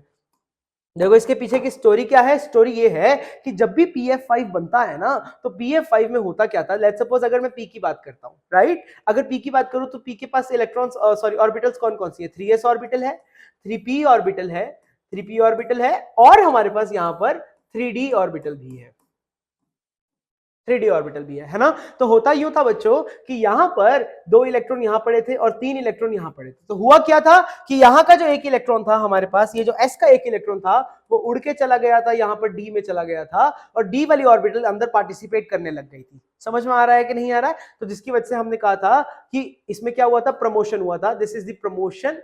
ये मैं आपको पूरा डिटेल में बताऊंगा ये प्रमोशन क्यों हुआ था। Promotion of 1 3s electron into the 3d orbital. 3d orbital में ये 3s वाले इलेक्ट्रॉन का प्रमोशन हो गया था। तो प्रमोशन होके वहां चला गया था, जिसके चलते हमारे पास ये पांचों के पांचों आपस में मिक्स हो गई थी और इनके बीच में हाइब्रिडाइजेशन आ गई थी sp3d। Now what is this hybridization, ये भी मैं आपको बताऊंगा। सारे पॉइंट्स को मैं एक एक करके लेके चलूंगा। देखो केमिकल बॉन्डिंग है तो सब कुछ मुझे एक साथ उठाना ही पड़ेगा, है ना। तो इसमें ये 5 इलेक्ट्रॉन आ गए थे फास्फोरस के, और बाकी के ये यूज हो रहे थे हमारे पास ये 3d वाले। तो हुआ क्या कि जब इसमें फ्लोरीन के इलेक्ट्रॉन्स आएंगे, तो फ्लोरीन के इलेक्ट्रॉन मस्त इसमें ये क्रॉस वाले इलेक्ट्रॉन मेरे फ्लोरीन के हैं। जब मैंने इस PF5 में एक F नेगेटिव और डाला, तो उसने इसका भी इस्तेमाल कर लिया और इसको भी बीच में इंक्लूड करके यह खुद बन गया PF6 नेगेटिव। और PF6 नेगेटिव में इस वजह से हाइब्रिडाइजेशन हो जाएगा sp3d2, यानी कि ऑक्टाहेड्रल हो जाएगा। सो मेरा क्वेश्चन यहाँ पे ये है कि देखो अवेलेबिलिटी तो और भी है, और भी डीके खाली पड़े हुए हैं, और सारे के सारे डीके जो होते हैं खाली वो डिजेनरेट होते हैं। तो क्या आप मुझे बता सकते हो कि क्या ऐसे चलता चला जाएगा? पहले एक फ्लोरीन आया, उसने एक और डी का पकड़ा, अंदर यूज कर लिया, फिर एक और फ्लोरीन आया, उसने भी डी का पकड़ा, अंदर यूज कर लिया। इज इट पॉसिबल और not possible? And the answer is this is specifically not possible. अब आप लोगों के मन में ये डाउट आना चाहिए कि भाई सर, आप जब एक ऑर्बिटल ले सकते हो सेम एनर्जी की, तो दूसरी तीसरी चौथी लेने में आपको क्या तकलीफ है? तकलीफ है, बहुत तकलीफ है। अब देखो जब ये पहली स्पीशीज बन रही है ना, तब कोई समस्या नहीं है। क्यों? क्योंकि जो PF5 स्पीशीज है ये मेरी एक न्यूट्रल स्पीशीज है, ध्यान रखेंगे इस बात का। लेकिन जो F नेगेटिव स्पीशीज है वो मेरी एनायोनिक स्पीशीज है। This is very very important point, है ना। लेकिन जब एक बार ये चीज बन चुका है, PF नेगेटिव बन चुका है, PF6 नेगेटिव, अगर उसको पास लेके जाओगे एक और F नेगेटिव के पास, तो ये भी क्या हुआ? एनायन हुआ, ये भी क्या हुआ, एनायन हुआ। क्या तुम्हें लगता है कि दो एनायन आगे पास चिपकेंगे? क्या तुम्हें लगता है कि दो एनायन आपस में आके एक दूसरे से इंटरेक्ट भी करेंगे? बिल्कुल नहीं। तो इनके बीच में क्या हम लोग ऑब्जर्व करेंगे? इनके बीच में हम लोग ऑब्जर्व करेंगे स्ट्रॉन्ग रिपल्शन। तो ऑर्बिटल की बात तो धरी की धरी रह जाएगी, ऑर्बिटल का तो कोई मतलब ही नहीं है। अरे भैया इलेक्ट्रोस्टैटिक फोर्स तो स्थायी हमेशा ही रहेगा, ऑर्बिटल की तो बात बाद में शुरू होती है। फंडामेंटल फोर्स है इलेक्ट्रोस्टैटिक फोर्स। तो इनके बीच में हम लोगों ने ऑब्जर्व किया strong repulsion, and due to this strong repulsion, इस स्ट्रॉन्ग रिपल्शन की वजह से ये जो मेरा F नेगेटिव है वो PF6 के पास कभी भी नहीं जाएगा। वेरी इंपॉर्टेंट, यानी कि एक बार सिर्फ F नेगेटिव लेके वो और आगे फर्दर हेल्प नहीं करेगा, मतलब और आगे फर्दर कंपाउंड्स नहीं बनते चले जाएंगे। This is also very important point, क्योंकि मैंने यहां पर ये बात लिखी थी, इसको मैंने दिखाया था, तो इसीलिए मुझे ये बात बतानी बहुत ही जरूरी थी कि इस तरीके से रिएक्शन कंटिन्यूटी में नहीं चलता रहेगा, क्योंकि आप में से बहुत सारे लोगों को ये लग सकता है कि सर अवेलेबिलिटी तो है, आई अग्री विद यू कि अवेलेबिलिटी है, तो कैसे ये हो रहा है? ठीक है भाई, समझ में आई यहां तक की बात? I hope every this thing is clear to you. एक बात और आप ध्यान में रखेंगे, अगर आपसे कभी भी पूछ ले इस तरीके से कि what is the hybridization of PF5, तो PF5 की hybridization is very very important, क्योंकि PF5 का जो हाइब्रिडाइजेशन जनरली हम लोग लिख देते हैं sp3d लिख देते हैं। PF5 की जगह लेट्स सपोज यहाँ पे इन्होंने PCl5 भी दे दिया है, तब भी कोई घबराने की बात नहीं है, बात सेम ही है। चलो PCl5 ले लेते हैं इस बार, है ना, एक ही चीज को क्यों पकड़े जाए। तो sp3d एक्चुअल में इसका जो करेक्ट एक्सप्लेनेशन हो जाएगा that is sp2 plus pd। ये होती है इसकी हाइब्रिडाइजेशन, इसकी अनइक्विवेलेंट हाइब्रिडाइजेशन का पार्ट होता है। मैं आपको सिखाऊंगा कि what is equivalent hybridization and non equivalent hybridization. We will study that topic, मजा आ जाएगा तुमको। आई एम टेलिंग यू कि मैं आप लोगों के लिए जितनी भी बेस्ट बुक्स हैं अवेलेबल, फॉरेन ऑथर्स की या इंडियन ऑथर्स तो हटाओ, फॉरेन ऑथर्स की जो भी बेस्ट बुक्स हैं, वो सारे में से जो भी बेस्ट कंटेंट होगा I am going to bring that for you. बिल्कुल भी घबराओ मत, चिंता मत करो, बस यहां पर आ जाओ और तैयारी करनी शुरू कर दो और अपने हाथ में कॉपी पेन लेके बैठो, ताकि तुम सारे के सारे नोट्स को साथ साथ कंप्लीट करो। ठीक है? अच्छा, और एक बात आप ध्यान में रखेंगे कि अभी जैसे कुछ समय बाद आपको डीपीपीज मिलना स्टार्ट हो जाएंगे केमिकल बॉन्डिंग की। देखो मेरा जो पढ़ाने का पैटर्न है, मैं एकदम सब चीजें मिक्स लेके चलूंगा, है ना, मैं डीपीपीज के अकॉर्डिंग नहीं पढ़ाने वाला हूं, है ना। तो आप लोग को जब डीपीपी स्टार्ट करना होगा तो I will myself tell you कि कब आपको शुरू करना है। अभी के लिए आपका पूरा फोकस सिर्फ क्लास पे होना चाहिए, समझ गए? करने का ही मन है तो कुछ और जीओसी की कर लेना, है ना। तो अभी के लिए मेरे वाले डीपीपीज को हाथ मत लगाना, अभी के लिए इस चैप्टर को समझने का प्रयास करना। ओके, चले आगे, ठीक है जी, चलो भाई। अच्छा हाँ, और इसके स्ट्रक्चर की बात की जाए तो इसका स्ट्रक्चर कुछ इस तरीके से रहता है। ये मेरे पास दो लंबे बॉन्ड रहते हैं और ये तीन छोटे छोटे छोटे बॉन्ड्स रहते हैं, Cl Cl Cl। और हाइब्रिडाइजेशन का जो झंझट है वो इस तरीके से ही रहता है कि ये जो मेरे पास ये जो एक तीन प्लेन में है, इनको हम लोग किसको क्या बोलते हैं? इक्विटोरियल बॉन्ड्स बोलते हैं। और ये जो इक्विटोरियल बॉन्ड्स हैं इनकी लेंथ छोटी होती है, और ये वाला जो बॉन्ड है this is called as axial bond, इसकी लेंथ लंबी होती है। ये जो मेरा इक्विटोरियल प्लेन है, इसी इक्विटोरियल प्लेन में हाइब्रिडाइजेशन होती है sp2, और ये जो मेरे दो लंबे बॉन्ड है इनमें हाइब्रिडाइजेशन होती है pd। वेरी इंपॉर्टेंट, यही तो रीजन है कि जो ये हमारे पास जो PCl5 में जो एक्सियल लेंथ होती है, एक्सियल लेंथ लंबी होती है। अरे क्यों होती है? क्योंकि एस कैरेक्टर नहीं होता है। बहुत इंपॉर्टेंट, देखो तुम लोग छोटे क्लासेस में अलग अलग बकवास रीजंस पढ़ाए जाते थे कि रिपल्शन की वजह से खिंच के लंबे हो, बकवास, सब बकवास। कोई रिपल्शन की वजह से खिंच के लंबा नहीं हो रहा है। लंबा होने का रीजन ये है कि उसमें एस कैरेक्टर कम होता है। ये जो बॉन्ड है मेरे पास minimal s character, minimal s percentage character, जिसकी वजह से बॉन्ड लेंथ जो हो रही है वो लंबी होती जा रही है। ठीक है भाई, ये बात आपको ध्यान में रखनी बहुत इंपॉर्टेंट है। आई होप आपको ये बात समझ में आ गई होगी। तो इसके बारे में और डेप्थ में बात हम लोग जरूर करेंगे। ठीक है भाई, अब चलिए अगली थ्योरी जो मेरे को आपको यहाँ पे पढ़ानी है दैट इज कॉल्ड एज सूडान थ्योरी। बहुत ही फैंटास्टिक थ्योरी है, मजा आ जाएगा आपको पढ़ के। सुनिए, ध्यान से सुनिए, है ना। और सूडान थ्योरी इंपॉर्टेंट क्यों है ये भी मैं आपको बता देता हूँ। देखो बच्चों, ध्यान से सुनना। जब ल्यूइस की थ्योरी आई थी, ल्यूइस ने बोला था कि हमारे पास एलिमेंट जो है वो बॉन्ड इसीलिए बना रहे हैं, एटम बॉन्ड इसीलिए बना रहे हैं ताकि वह अपना ऑक्टेट कंप्लीट कर ले। ठीक है, सबने ल्यूइस की बात को समझा, जाना और बहुत बहुत अहमियत दी भी। हाँ भाई, ल्यूइस ने तो कमाल की बात कर दी, है ना। तो और कुछ समय बाद ही, जैसे ल्यूइस की बात हुई थी, तो कुछ समय बाद हमारे पास कंसेप्ट आ गया हाइपरवेलेंट और हाइपोवेलेंट स्पीशीज का। तो हमारी जो साइंटिफिक कम्युनिटी है वो दो हिस्सों में बट गई। कुछ लोग मानते थे कि भाई नहीं, ल्यूइस एकदम सही बोल रहा है, कुछ गलत नहीं बोल रहा है। कुछ लोग मानते थे कि ल्यूइस की बात एकदम बकवास है, क्योंकि हाइपरवेलेंट स्पीशीज तो पॉसिबल हो रहे हैं। ठीक है, फिर उसमें से एक अलग पॉपुलर जो हुआ साइंटिस्ट, इसका नाम था सुडन। सुडन ने क्या बोला? सुडन कहता है कि ल्यूइस जो है वो एकदम सही कह रहा है। हाँ भाई, कहता है ल्यूइस जो है वो एकदम सही कह रहा है कि ऑक्टेट तो हमेशा फुलफिल होता ही है, 8 इलेक्ट्रॉन से ज्यादा तो होने के ही नहीं। तो लोगों ने पूछा अरे भाई कैसे, अगर ऐसी बात है तो फिर PCl5 क्यों एग्जिस्ट करता है, क्योंकि PCl5 में तो 5 बॉन्ड है और 5 बॉन्ड का मतलब तो हो गया 10 इलेक्ट्रॉन। तो बेसिकली तो सुडन ने एक मस्त सी थ्योरी दी, मस्त ऐसे कहानी सुनाई। मैं पहले बता रहा हूँ, देखो सुडन की जो भी बात है सब बकवास है, क्योंकि सुडान की स्टोरी का कोई सिर पैर नहीं था। तो अब आपका सवाल ये हो सकता है कि सर फिर अगर बात ही अच्छी नहीं है तो आप पढ़ाई क्यों रहे हो। पढ़ाने का कारण ये है कि इसने एक बात बीच में ऐसी बोली थी जो कि कमाल की थी, और वो हमारी बात बैकबोन बनी, एक न्यू ब्रांच ऑफ, ब्रांच तो नहीं कहूंगा, एक नए टॉपिक का केमिस्ट्री में, ठीक है ना, वो एक बैकबोन बना। ठीक है, आई नीड अ मिनट, मैं पानी पी के आया, ठीक है।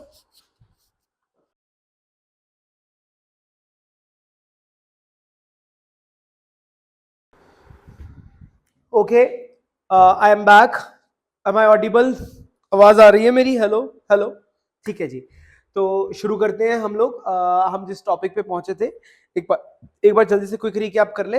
अब आई होप आप लोग साथ साथ लिख रहे हैं, या फिर नहीं भी लिख रहे हो तो you will get the PDF, but I advise you कि आप साथ साथ लिख लीजिए, that will be beneficial for you, ठीक है ना। तो ये कहानी तो आपको समझ में आ गई होगी। देखो सबसे मेन जो है ना यहाँ पर, ये पोटेंशियल एनर्जी कर्व है, ठीक है, इसका आप ध्यान रखना। इधर मैंने फिर से बताया कि विल नॉट टच, कभी भी टच नहीं करेगा, क्योंकि रेडियस कभी भी जीरो नहीं हो सकता है, ठीक है। और इधर कभी भी टच नहीं करेगा, क्योंकि पोटेंशियल एनर्जी कभी भी जीरो नहीं हो सकती है, कुछ ना कुछ अट्रैक्शन तो रहेगा ही रहेगा। ओके, एक सेकेंड।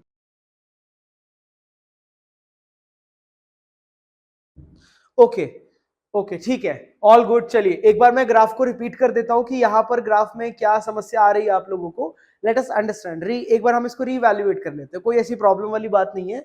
आपको और भी जो भी कोई डाउट है तो please do let me know. मैं एक बार ग्राफ को एकदम फ्रेश पेज पे बना देता हूं, ताकि आप लोग ग्राफ को ढंग से समझ पाइए, है ना। ठीक है, देखो जन्नत, आपने बोला कि आपको ग्राफ में दिक्कत आई कि ये ग्राफ किस तरीके से हो रहा है। और आइए इस ग्राफ को एक बार हम लोग डीपली एनालाइज कर लेते हैं फिर से, क्योंकि देखो ये ग्राफ हमें कई बार कई जगह पे काम आएगा। इस तरीके से हमारा ये ग्राफ जो था वो ऑब्जर्व हो रहा था। सबसे पहले तो मैं आपको यही वाला रिलेशन बताना चाहता हूँ। देखो यहाँ पर कभी भी ग्राफ टच नहीं करेगा, not touch, because will not touch, यह कभी भी इसको टच नहीं करेगा, बिकॉज अगर ये टच कर जाएगा, because potential energy is not zero, ठीक है, पोटेंशियल एनर्जी जीरो नहीं है, there is some attraction, there is some attraction. मतलब जब तक डिस्टेंस फाइनाइट है ना, जब तक हमारा डिस्टेंस फाइनाइट है तो उनके बीच में कुछ ना कुछ अट्रैक्शन तो रहने ही वाला है, ठीक है। ओके ओके, सो इनके बीच देयर इज सम अट्रैक्शन, उनके बीच में कुछ ना कुछ अट्रैक्शन होगा ही होगा। आप नहीं बोल सकते हैं कि भाई बिल्कुल ही उनके बीच में जीरो इंट्रैक्शन होगा, जीरो इंट्रैक्शन मतलब इंफिनिटी पर, उससे पहले उनके बीच में डेफिनेटली अट्रैक्शन होगा ही होगा। ओके, अब इधर की बात कर लेते हैं। सो ये मेरा पोटेंशियल एनर्जी है, और आपको पता है कि ये मेरा आर है, और यहां पर आपने ध्यान रखना है कि ग्राफ कभी भी टच नहीं होगा, will never touch, will never touch, ये कभी भी टच नहीं होगा, because R can not be zero, R can't be zero. भाई इनके बीच में कुछ ना कुछ तो बॉन्ड लेंथ होगा ना बच्चों, अब जीरो कैसे हो जाएगा, एक एटम दूसरे एटम के अंदर कैसे घुसा दोगे तुम लोग, है ना। तो बॉन्ड लेंथ जब तक है तब तक और तभी हमने कहा था कि अब यहां से किसी ने बोला था कि ये वाला देखो, ये वाला पॉइंट मैंने आपको समझाया कि यहां से लेके यहां तक आने में पोटेंशियल एनर्जी में सिर्फ और सिर्फ ड्रॉप हो रहा है, यानी कि सिस्टम की जो पोटेंशियल एनर्जी है वो घट रही है। और अगर पोटेंशियल एनर्जी घट रही है तो नेचुरल सी बात है कि जो potential energy is inversely proportional to the stability, तो स्टेबिलिटी तो बढ़ेगा ना, ठीक है। और यहां पर आपने बोला कि सर पॉजिटिव पोटेंशियल एनर्जी कैसे आ रहा है, पॉजिटिव पोटेंशियल एनर्जी आने का सिर्फ एक ही कारण है। देखो मैंने ये भी आपको मार्क कर दिया था कि ये वाला जो मेरा डिस्टेंस है यहां से लेकर के यहां तक का डिस्टेंस, इस डिस्टेंस को हम लोग कहते हैं बॉन्ड लेंथ।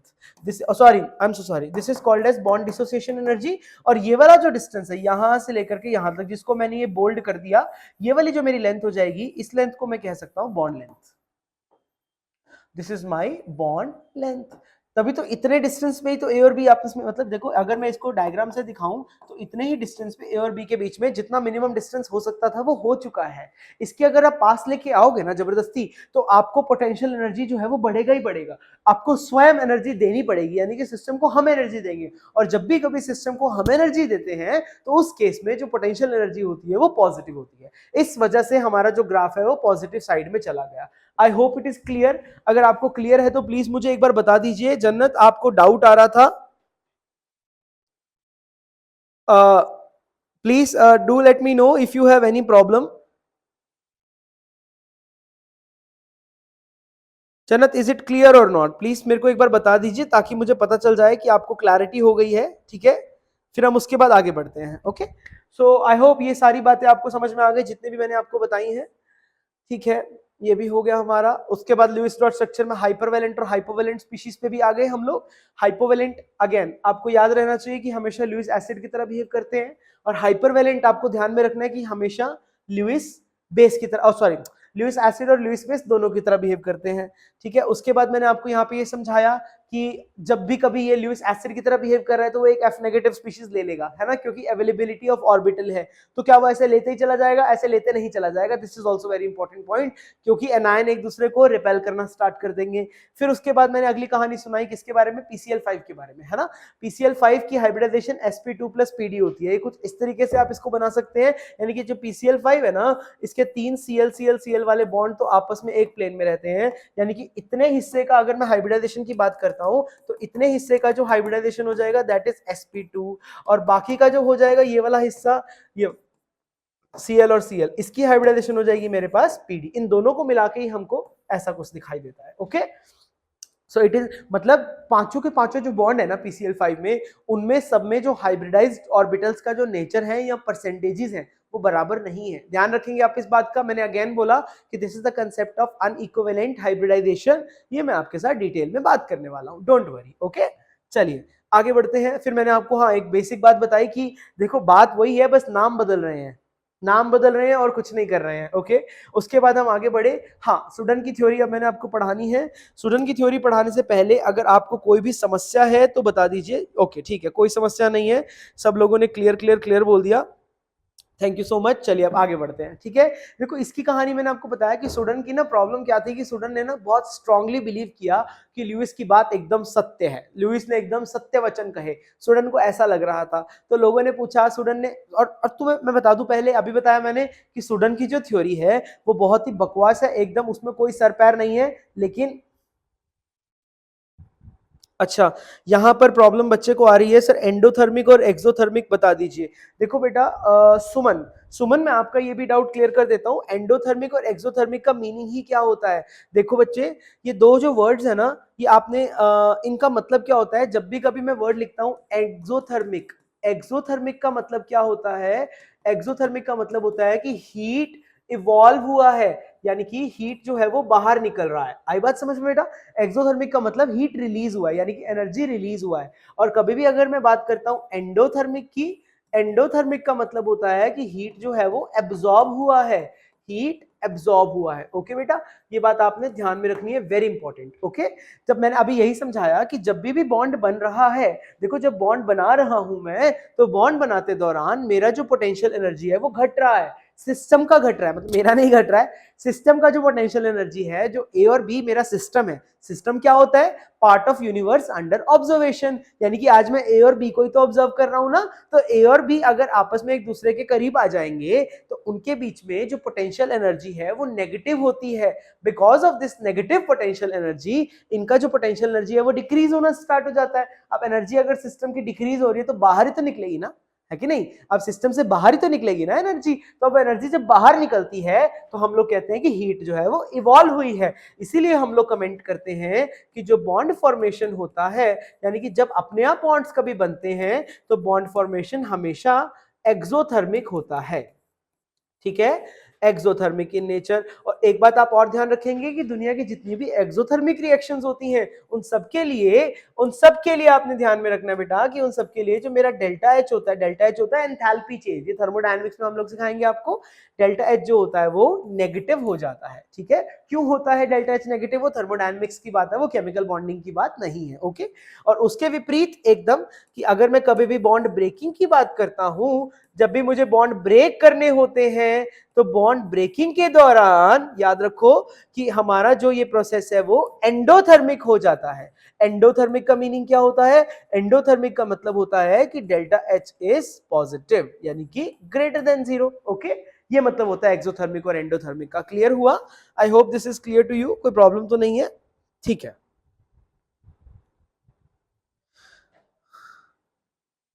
हाँ ठीक है, I hope this is clear to you. बहुत ही आसान सी बात थी। चलिए आगे बढ़ते हैं। कोई भी डाउट हो तो आप प्लीज लिख देना, मैं आपको फुल समझा दूंगा। अब मुझे प्लीज एक बार सुडान की थ्योरी पढ़ा लेने दो, है ना। मैं आपके डाउट, हाँ देखो डाउट्स भी इंपॉर्टेंट है, मैं लूंगा, लेकिन मुझे लगता है सुडान की थ्योरी ना रह जाए। ओके चलो, देखो सुडान की थ्योरी क्या थी। देखो सुडान का कहना था कि PCl5 भी, देखो सुडान की बात क्या थी, क्या था PCl5, मतलब उसने, मैं PCl5 के एग्जाम्पल से समझा देता हूँ, आप कोई और एग्जाम्पल भी देख सकते हैं। PCl5 ऑल्सो PCl5 also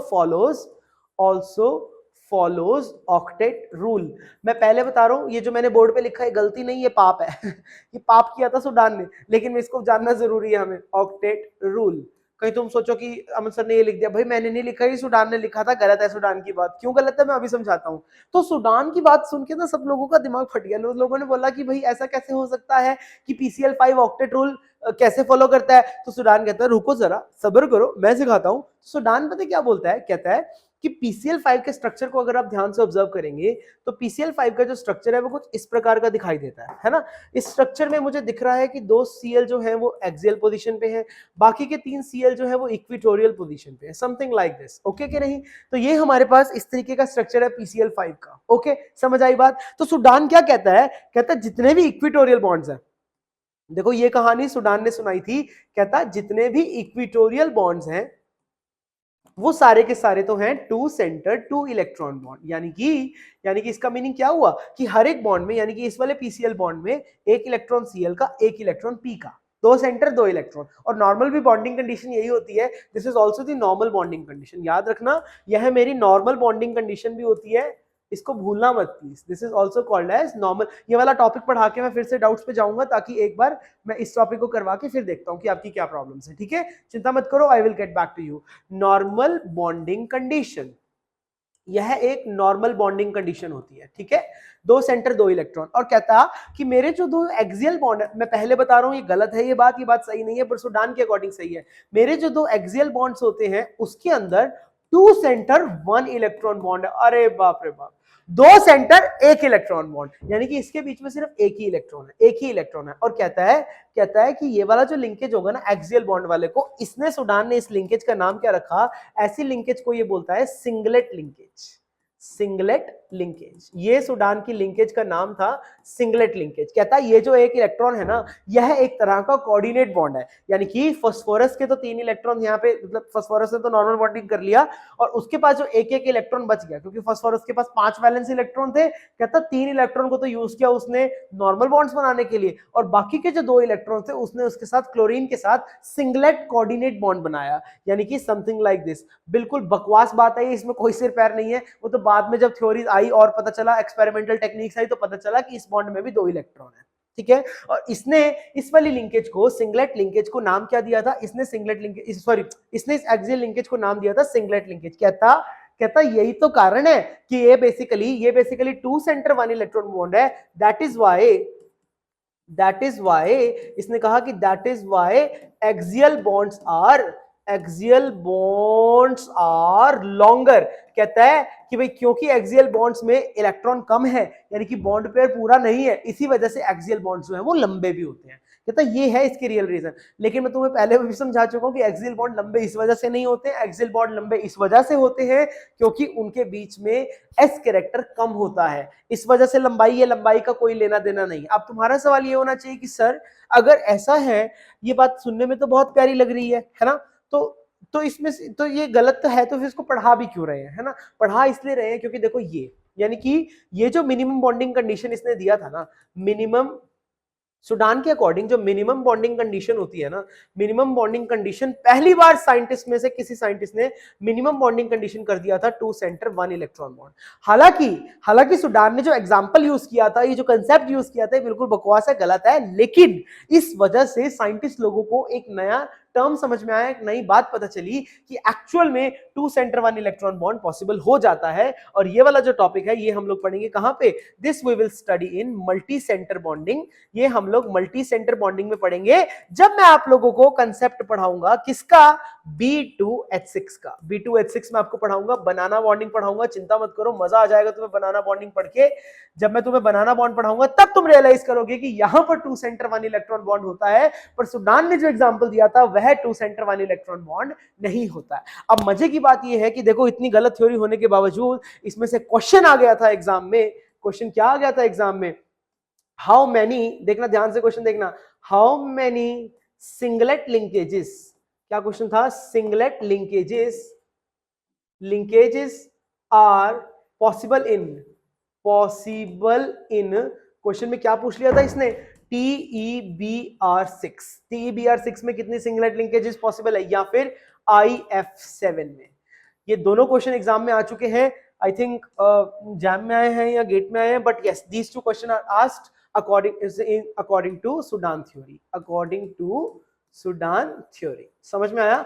तो सूडान की थ्योरी जो थी वो बिल्कुल बकवास थी, बट ये एग्जाम्पल जो उसने कोट किया था वो इसने इस एग्जाम्पल की वजह से हमें समझ में आया कि two centre one electron bonding possible हो सकती है। ठीक है, हालांकि दिस इज रॉन्ग, मैं आपको पहले बता रहा हूं कि this is wrong, this is not the right theory. But अब कुछ भी नहीं था तो सब लोगों ने कुछ ना कुछ तो बनाना ही था ना। तो बाकी सब लोग ये बोल रहे थे कि हाँ ल्यूइस की थ्योरी गलत है, ऑक्टेट रूल फेल हो गया, तो सूडान को कोई नई बात निकालनी थी तो उसने निकाल दी। तो लेकिन ये थ्योरी इंपॉर्टेंट है क्योंकि इसके साथ का क्वेश्चन जो है आपको मैंने दिखा दिया, ये वाला क्वेश्चन एग्जाम में पूछा गया है। ठीक है, तो मैं एक बार फिर से कमेंट्स की तरफ आ जाता हूं, जो भी आपकी डाउट्स है आप प्लीज पूछ लीजिए।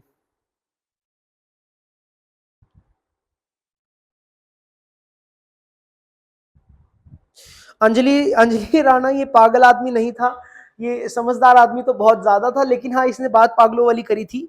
पागल आदमी नहीं है ये, अंजलि बोल रही है सर ये पागल आदमी था, पता नहीं पागल था कि नहीं, बट हाँ उसने बात एक अच्छी करी। विकास का कहना है सर तब ओनली मिनिमम बॉन्डिंग कंडीशन का ही कंसेप्ट लेना चाहिए था। हाँ बिल्कुल, हमने कंसेप्ट सिर्फ मिनिमम बॉन्डिंग कंडीशन का ही लिया है, लेकिन ये आया कहां से आया, ये सूडान की थ्योरी से था ना बेटा। तो ये जो एक्चुअल है ये ट्रू नहीं है। बाद में हमने रियलाइज किया कि बाद में जब अलग अलग थ्योरीज आई तो उससे पता चला कि रियल में यहाँ पर ये जो पीसीएल है ना, ये एक्सियल वाला भी, ये देखो ये वाला जो मेरा पीसीएल है एक्सियल वाला, इसके अंदर भी two centre two electron bond ही है। समझ आया। इसका जो लंबे होने का कारण है वो तुम्हें पहले ही मैं बता चुका हूं। इसका लंबे होने का कारण क्या है, इसका लंबे होने का कारण है कि इसमें एस की परसेंटेज कम है, एस कैरेक्टर कम है। समझ आया मेरी बात। और इसी चीज का देखना अभी हम इस्तेमाल भी करेंगे। एक मैं आपको रूल पढ़ाऊंगा बेंट्स रूल, मजा आ जाएगा आपको बेंट्स रूल पढ़ के। ठीक है, बेंट्स रूल में मैं आपको समझाऊंगा कि इसकी कहानी क्या है पीछे की। ओके ठीक है, सो आई होप ये बात सारी की सारी क्लियर हो गई आप लोगों को। मैंने आप लोगों के कमेंट्स भी देख लिए हैं। हाँ, अब आप ये पूछ रहे हैं कि सर आंसर क्या है क्वेश्चन का। पठान कालीम देखो, अब ये क्वेश्चन मैंने दिया है कि इस क्वेश्चन का आंसर क्या हो सकता है। देखो बहुत ही इंटरेस्टिंग क्वेश्चन है ये वाला भी, आइए देखते हैं। अब देखो सूडान के अकॉर्डिंग अगर मैंने इन्हीं मॉलिक्यूल्स को बनाना है तो सूडान के अकॉर्डिंग ये कैसा दिखाई देता था, टीई। सूडान के अकॉर्डिंग क्या था कि जो 4 बीआर लगे थे वो normal two centre two electron bond थे, बीआर बीआर और बीआर। ठीक है, अब नहीं सॉरी, अब सूडान का बेसिकली क्या कहना था कि यहां पर देखो इस तरीके से इसका स्ट्रक्चर आ जाएगा, बीआर और बीआर। तो सूडान का ये बोलना था कि इसके अंदर 2 बॉन्ड्स तो हमारे पास नॉर्मल हो जाएंगे, यानी कि ये वाला ये वाला ये वाला और ये वाला ये वाला, तो 4 इलेक्ट्रॉन्स तो ये हो गए, और बाकी के जितने भी ये वाली हैं ये सारी के सारी सिंगलेट लिंकेजेस हैं, ये सारी के सारी सिंगलेट लिंकेज है। फिर सूडान की थ्योरी फेल हुई कि भाई अगर सिंगलेट लिंकेज लंबे होते हैं तो यहाँ पर लंबे क्यों नहीं है, क्योंकि यहाँ पर तो सबकी बॉन्ड लेंथ बराबर होती है। तो इसका जो आंसर आ जाएगा, इसके अंदर हमारे पास 4 सिंगलेट लिंकेज है बेटा, 4 इसका आंसर आ जाएगा, 2 नहीं आएगा। किसी ने शायद 2 बोला है। Sir equatorial and axial bond IF7 में कैसे पता करें, Vishnu Mohan Gupta. Equatorial and axial bond जब हम उसमें पता करेंगे ना IF7 में, तो इसके लिए हमारे पास पेंटागनल बायपिरामिडल होता है। अब देखो IF7 का जब मैं स्ट्रक्चर बनाता हूं तो देखो F हमारे इस तरीके से एक पेंटागन बना के रहते हैं, इस तरीके से, बीच में हमारा I रहता है, समथिंग लाइक दिस। देखो जरा, ये सारे के सारे F से जुड़े होते हैं, और यहां पर ये F ऊपर और ये F नीचे, ये वाला F और ये वाला F। इसमें भी बेटा ध्यान देंगे आप लोग कि इसमें हमारे पास ये वाला बॉन्ड हो जाता है एक्सियल वाला, और ये वाला बॉन्ड हो जाता है इक्विटोरियल वाला। बट रिमेंबर बहुत ही इंटरेस्टिंग बात बताने जा रहा हूं मैं अब आपको। यहां पर एक्सियल लंबा नहीं होता है, यहां पर इक्वेटोरियल लंबा होता है। देखो जब हम वेस्पर में आपके साथ शुरू करूंगा तो आपको बहुत इंटरेस्टिंग छोटी छोटी, और देखो अब तुम इसको सबको exception,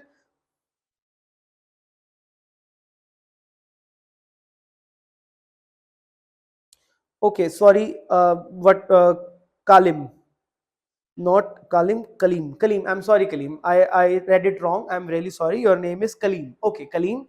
So equatorial bond and this is axial bond. ठीक है? तो equatorial bond जो होता है हमारे पास, that is longer. This is longer and this is shorter. ठीक है? इसकी कहानी क्या है? ऐसा क्यों होता है?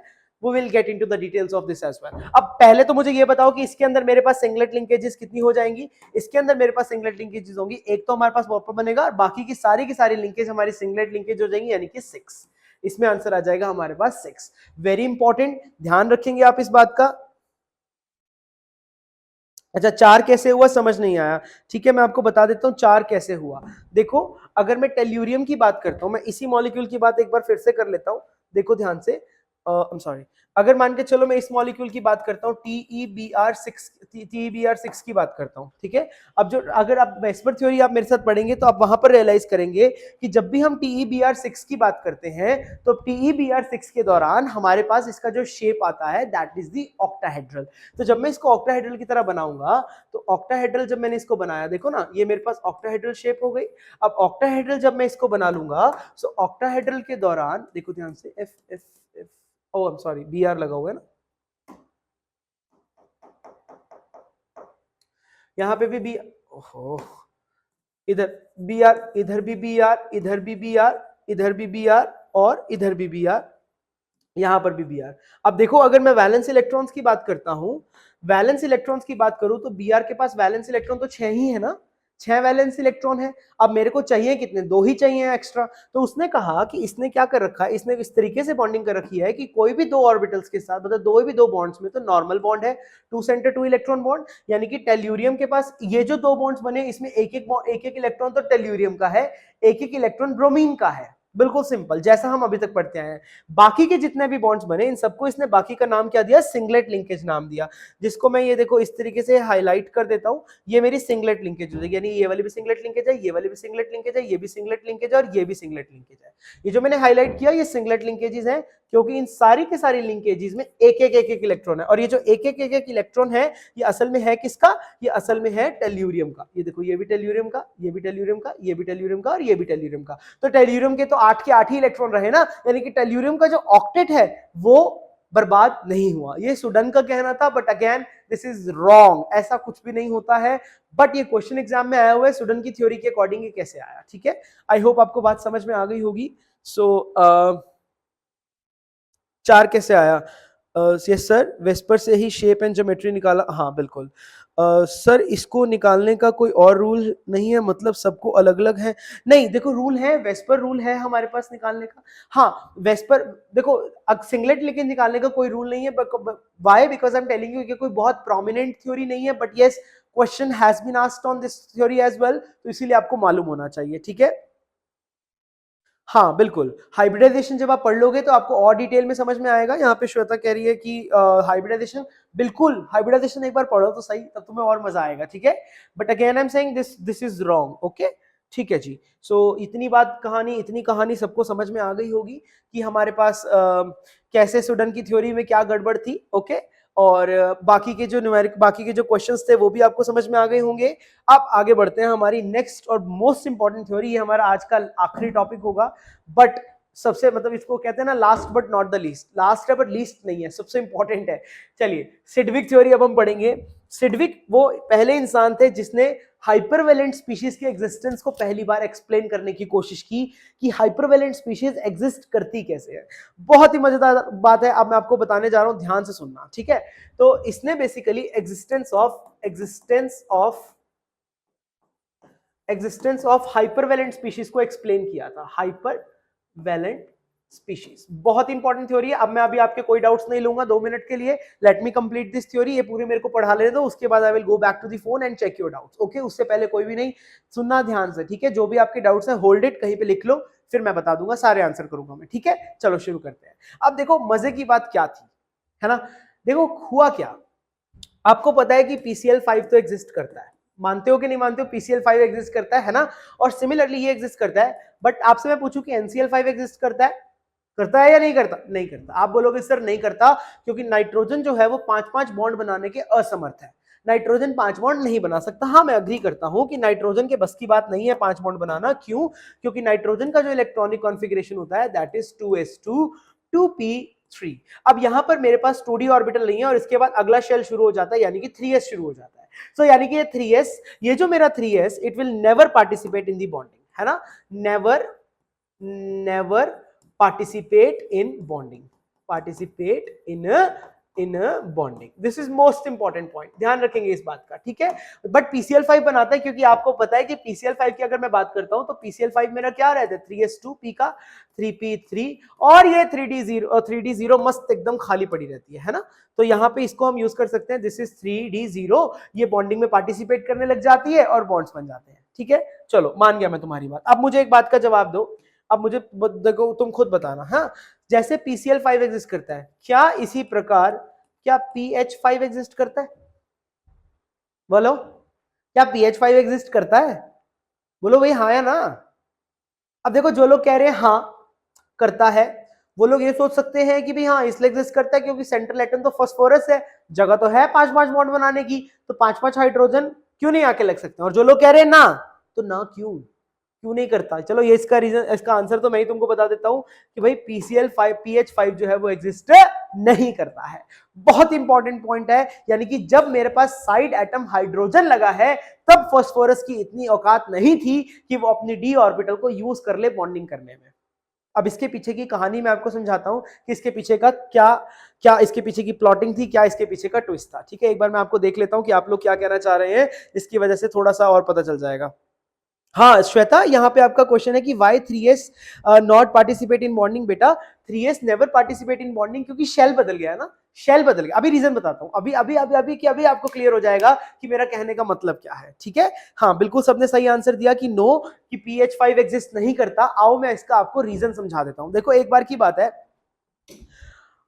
फास्फोरस के पास गए 3 हाइड्रोजन, है भाई, 3 हाइड्रोजन जाके बोले फास्फोरस को कि फास्फोरस तू PCl5 तो मस्त बना रहा है, तो 5-5 क्लोरीन को तो अकोमोडेट कर लेता है, हम तो छोटे हैं, हम तो हाइड्रोजन हैं, तो हमें अकोमोडेट क्यों नहीं करता भाई? हम तो बल्कि साइड एटम, देखो साइड एटम छोटा होता तो अच्छी बात होती है, हम तो देखो छोटे छोटे साइड एटम है, हमें भी अकोमोडेट कर लो, हमारे साथ भी 5-5 बॉन्ड बनाओ, क्योंकि देखो बॉन्ड बनाना तो सबको अच्छा लगता है, और ज्यादा से ज्यादा बॉन्ड बनाना तो और अच्छा लगता है, क्योंकि more the bond formation more is the decrease in potential energy and higher is the stability. समझ में आया कि नहीं आया? क्लियर है ये बात? तो सब लोग चाहते हैं कि ज्यादा से ज्यादा बॉन्ड बने, फास्फोरस की भी यही चाहत थी, लेकिन फास्फोरस ने हाइड्रोजन को क्या जवाब दिया कि नहीं, मैं नहीं बना सकता। तो हाइड्रोजन ने पूछा भाई ऐसी क्या बीमारी है तुझे कि तू क्लोरीन के साथ तो तू मस्त बॉन्ड बनाता है, फ्लोरीन के साथ तू मस्त बॉन्ड बनाता है, तू P2O5 बना देता है, सबके साथ तेरे को मस्त एकदम हाइपरवेलेंट स्पीशीज बनाने हैं, तो मेरे अंदर क्या कमी है? ये हाइड्रोजन कह रहा है, तो मेरे अंदर क्या कमी है कि तू मेरे साथ बॉन्ड क्यों नहीं बना रहा है? तो फास्फोरस ने फिर उसको समझाया। तो फास्फोरस कहता है देखो बच्चों, हमारे पास जो ये पीरियोडिक टेबल है ना, इसमें अलग अलग परिवार है, राइट। जैसे पहला परिवार हमारा ये एल्कली मेटल्स हो गए, अल्कलाइन अर्थ मेटल्स हो गए, ऐसे ही फिर आ जाते हैं हम पी ब्लॉक में आ जाते हैं। तो पी ब्लॉक में भी अलग अलग ग्रुप्स हैं हमारे पास, right. Boron family, carbon family, nitrogen family, oxygen family and fluorine family, यानी कि हैलोजेंस। अब ये सारे के सारे परिवार एक साथ खुशी खुशी रहते हैं, लेकिन इसमें एक परिवार ऐसा है जो कि है बिल्कुल गुंडे लोग, यानी कि निहायती बदतमीज लोग, जो कि किसी को नहीं बख्शते हैं, किसी को भी जाके कुछ भी बोल देते हैं। और ये परिवार कौन सा है? ये परिवार है हैलोजेंस का परिवार, या किसी को नहीं बख्शते। अब देखो हुआ क्या था, कहानी सुनो, कहानी क्या थी? कहानी ये थी बच्चों कि फ्लोरीन, क्लोरीन या ऑक्सीजन, जो कि मोस्ट इलेक्ट्रोनेगेटिव एलिमेंट्स है। अब मैं अपने मुंह से जो अब मैं वर्ड्स निकालने जा रहा हूं वो गोल्डन वर्ड्स है, ध्यान से सुनना। Hypervalent species is only possible when the side atom is more electronegative species, यानी कि साइड एटम को या तो फ्लोरीन, क्लोरीन, ऑक्सीजन इसी तरीके का होना चाहिए, तभी के तभी हाइपरवेलेंट स्पीशीज पॉसिबल होते हैं, अदरवाइज हाइपरवेलेंट स्पीशीज पॉसिबल नहीं होते। ऐसा क्यों?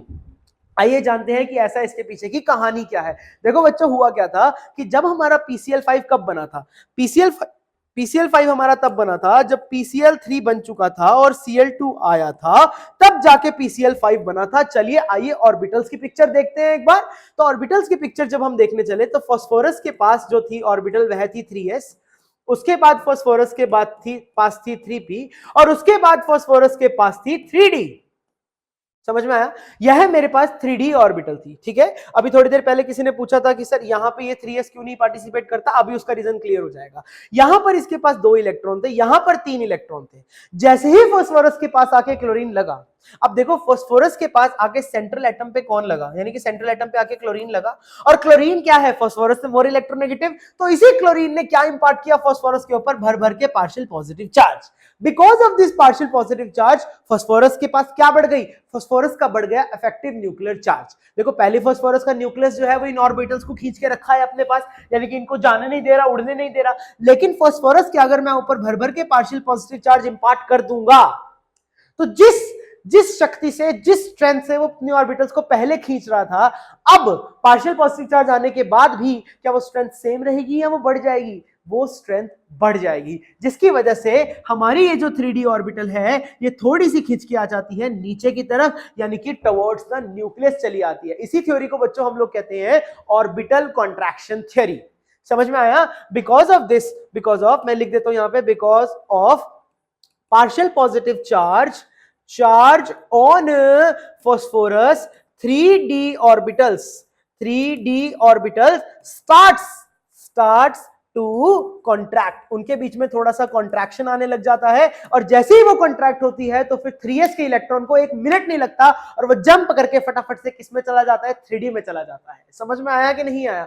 अब देखो ये कहानी फिर नाइट्रोजन में क्यों नहीं हो रही है। नाइट्रोजन में भी तो हमने साइड एटम यहाँ पे मान के चलो NF लगा दिया, तो NF5 भी पॉसिबल नहीं है। फ्लोरीन तो बहुत इलेक्ट्रोनेगेटिव है। बच्चों होता क्या है कि मैं मानता हूं कि जब फ्लोरीन आएगा तो वो भी नाइट्रोजन के ऊपर भर भर के पार्शियल पॉजिटिव चार्ज इंपार्ट करेगा, अग्री करता हूं मैं, लेकिन जितना मर्जी पॉजिटिव चार्ज इंपार्ट हो जाए, कभी भी इसमें इतनी औकात नहीं होगी कि अगले शेल को वो नीचे बुला ले। देखो यहां से 2p तक अगला शेल बदल गया 3s जाने में, लेकिन यहां पर शेल तो सेम है बेटा, शेल तो सेम है ना, शेल तो नहीं बदला ना, मेरा शेल बिल्कुल सेम है, शेल नहीं बदला है। अगर शेल नहीं बदला है तो वो सेम शेल में है, तो यानी कि खिंच के नीचे आने की क्षमता है, पॉसिबिलिटी है।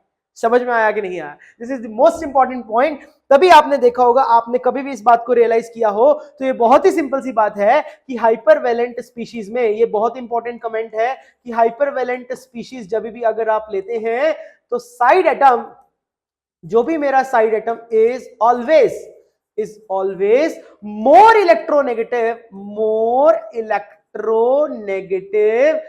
इलेक्ट्रोनेगेटिव देन क्या, than central atom. Very very important point. और सुनो अभी बात खत्म नहीं हुई है। ये जो फ्लोरीन और ऑक्सीजन है ना, या इतने बदतमीज लोग हैं, इतने ज्यादा बदतमीज लोग हैं कि इन्होंने तो जाके जेनॉन तक को नहीं छोड़ा। अब याद करो, जेनॉन के तुम जितने भी कंपाउंड्स ऑब्जर्व करते हो, सारे के सारे जेनॉन के कंपाउंड्स देखो जरा। जेनॉन कंपाउंड्स की अगर मैं बात करता हूं, पूरी मस्त कहानी मैं सुनाऊंगा जेनॉन के कंपाउंड्स की, चाहे वो XeF4 हो, चाहे वो XeF6 हो, चाहे वो XeO2F2 हो, सारे के सारे में साइड एटम कौन लगा है? अरे ऑक्सीजन और फ्लोरीन तो लगा है, क्योंकि जेनॉन जो है अपनी डी ऑर्बिटल को पार्टिसिपेट करवाना ही नहीं चाहता था बॉन्डिंग में, लेकिन ऑक्सीजन और फ्लोरीन ने जेनॉन की कनपट्टी पे रखी बंदूक। क्या नाम है बंदूक का? इलेक्ट्रोनेगेटिविटी। और उस बंदूक की वजह से जेनॉन के दिमाग पे बड़ा प्रेशर। क्या नाम है उस प्रेशर का? Effective nuclear charge. Because of that increase in effective nuclear charge, xenon ने अपनी ऑर्बिटल्स को खींचा न्यूक्लियस के पास और उसको यूटिलाइज करवाया बॉन्ड फॉर्मेशन में, जिसकी वजह से जेनॉन के कंपाउंड्स पॉसिबल होने लगे। क्या आपको ये बात समझ में आई? This is the most important theory जो कि आपके लिए जाननी बहुत जरूरी थी कि अब जब भी कभी देखो, this is for the first time कि सिडविक ने हमें ये बात एक्सप्लेन किया कि हाइपरवेलेंट स्पीशीज एग्जिस्ट कर भी रही हैं तो क्यों कर रही हैं, उनके पीछे का स्टोरी क्या है। Am I clear to you? चलिए मुझे बता दीजिए फटाफट से, अगर किसी को कोई डाउट आ रहा है तो मुझे बताओ अपना डाउट, ताकि मैं आगे आपको बता पाऊं।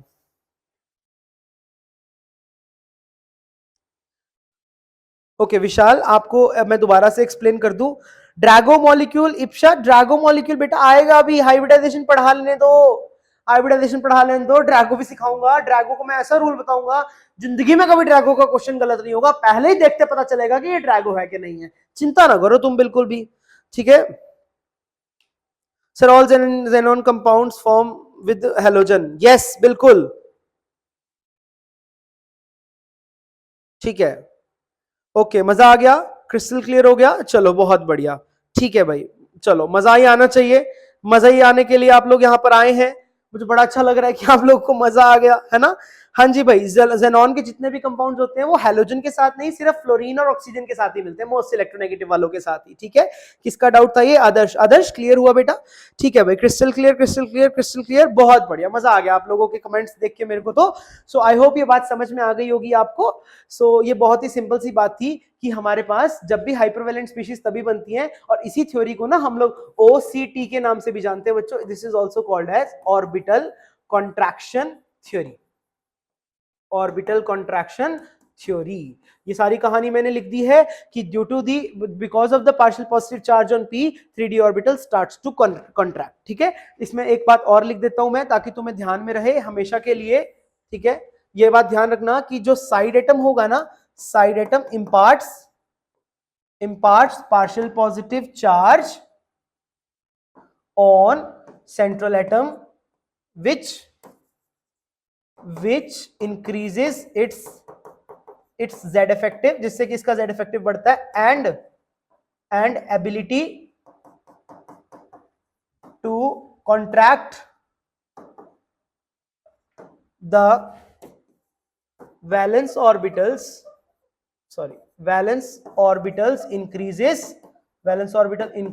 increase हो गई, and more orbitals are available for the bonding के लिए ज्यादा से ज्यादा ऑर्बिटल्स हमारे पास अवेलेबल हो जाएंगी।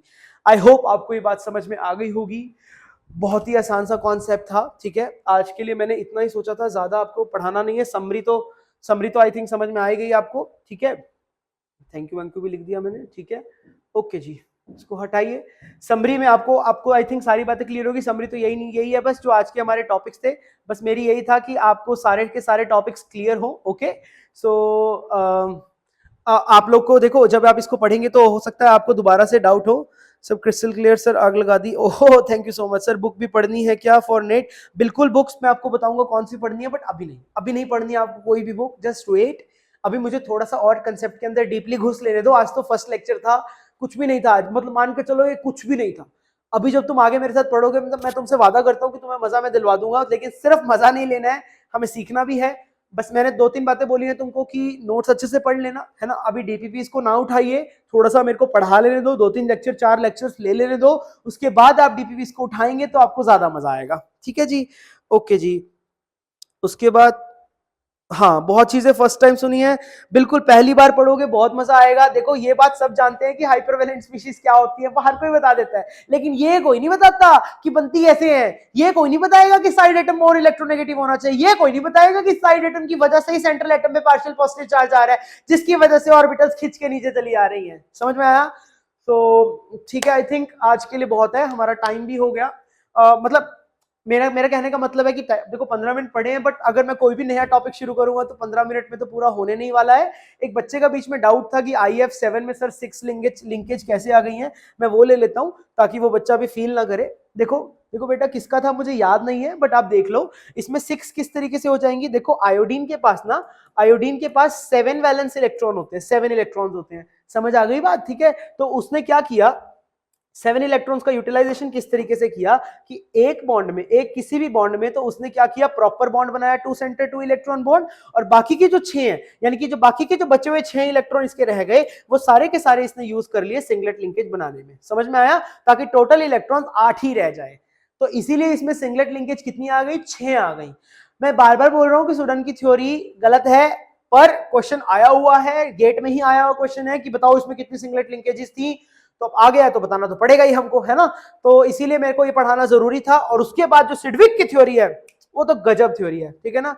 सिडविक ने मतलब बहुत सिंपल तरीके से बताया था, मैंने थोड़ा सा उसमें और तड़का लगा दिया थोड़ा सा, है ना, ताकि आप लोग की अंडरस्टैंडिंग बिल्ड हो जाए। ओके, अब आपको समझ में आ गया कि क्यों नहीं NF5 एग्जिस्ट करेगा, है ना। NF5 क्यों नहीं एग्जिस्ट करेगा?